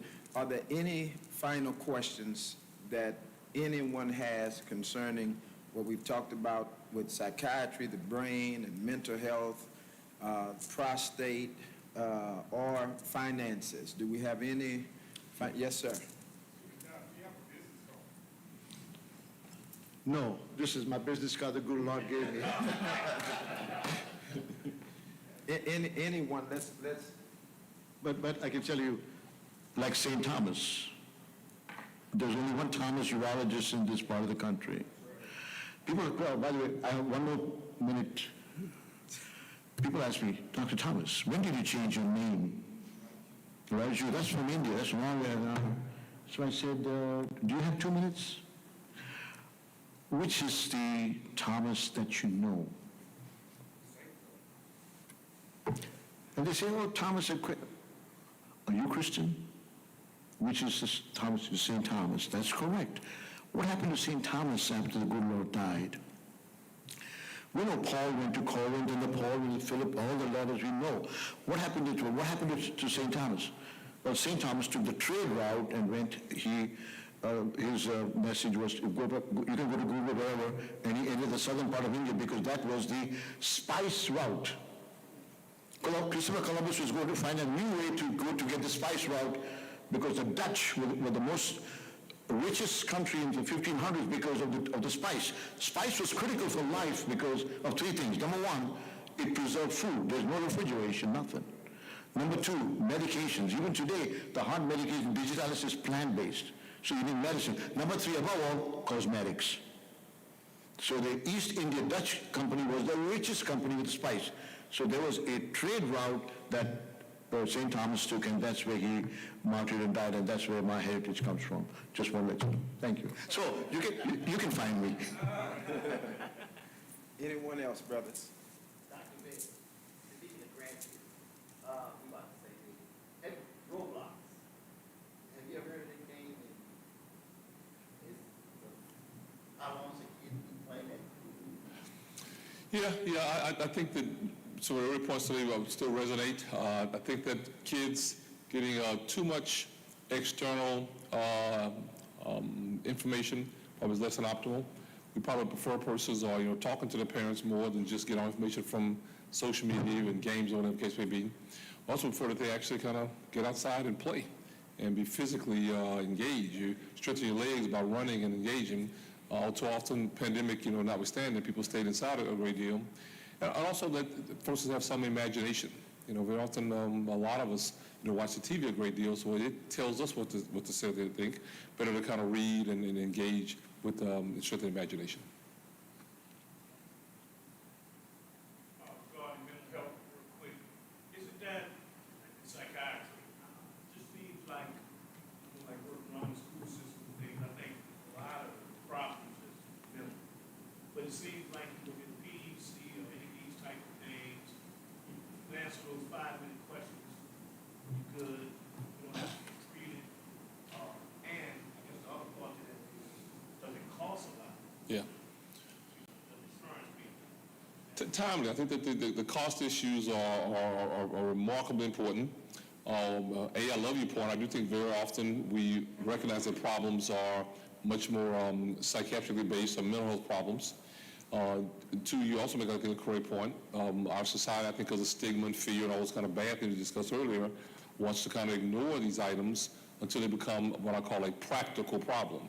We know somebody who's sad or crying or feeling bad, but if you punch somebody, a remarkable amount of money shows up for the police to arrest you, and then schools have alternate officers, and they take you to jail, and they're paying people to kind of watch you, and a lawyer comes in, and they manage a case, and there's a judge, you go to the courtroom, the other person is not getting paid, but very often is a defendant. So I've learned a long time ago that our issue is not that we don't have the money in society, we just don't spend it in advance, proactively, in preventive type ways, and we certainly, I think, struggle with what we think is real.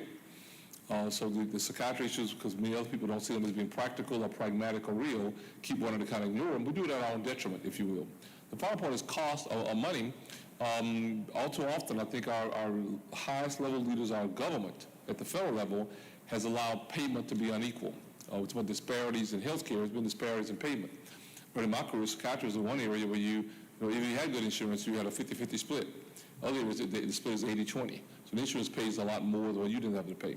Psychiatry is also one of the main areas that had what they call lower lifetime caps. So you have insurance, you have good insurance, but there's a cap, how many dollars you're going to spend on mental health problems, maybe an unlimited cap if you have a problem with your bone or your kidney or your liver, the case may be.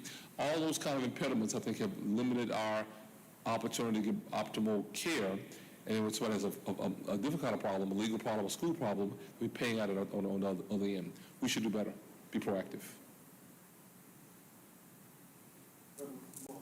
Okay, go. Two questions, real quick. You mentioned about credit card, even if you had a zero balance, but you still had, zero balance, but you're not using the card. You still have credit on the card, but you don't have no balance on it. That credit is still being counted against you, even if it's not in use. Yes. And that you probably, if you're not utilizing the card, you should cancel it. I would say cancel it because it will count against your debt equity ratio. Right. And so that's what they use when they're calculating your credit scores. Mm-hmm. So you need to boost your credit scores up if you need to, because that's going to help you, because it's no longer available for you to spend that $10,000 because it's counted. Okay? So now if you are marginal in terms of your credit score, that's a way to boost your score back up some. That may help you to be able to get a better rate on a purchase perhaps. Now, if you're that person with that credit card with a line for 10 grand, a zero balance, and you got an 800 score, it doesn't matter. It just doesn't have the same impact. What about if that same card, let's say, does it help you if that card has $2,500 charged on it? 2,500 can work the same way, but it doesn't have the same impact because it doesn't impact your debt to equity ratio in the same fashion, because you're limited to 2,500 versus 10,000. No, I mean, if you have a $10,000 available, Yes. credit is what I'm saying, and you've maybe used $2,500 of it at that particular time, would that help your credit at that time if your credit's being pulled? No, that's not gonna do anything there. You still are on the hook as far as they're concerned for 10 grand. Got you.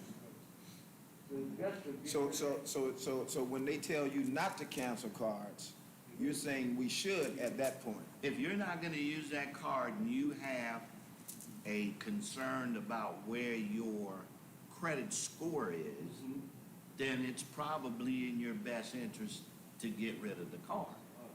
You want to shut it down, not just sit there saying, okay, it's closed, not a problem. Well, it's closed in your mind, but it's not closing the credit rating people's mind. Because they're saying, you can actually go and get 10 grand the next day. Because that's the limit on that card. It's available, so it's gonna count today. Yes. Why is it in some cases pay off all the debts, credit score?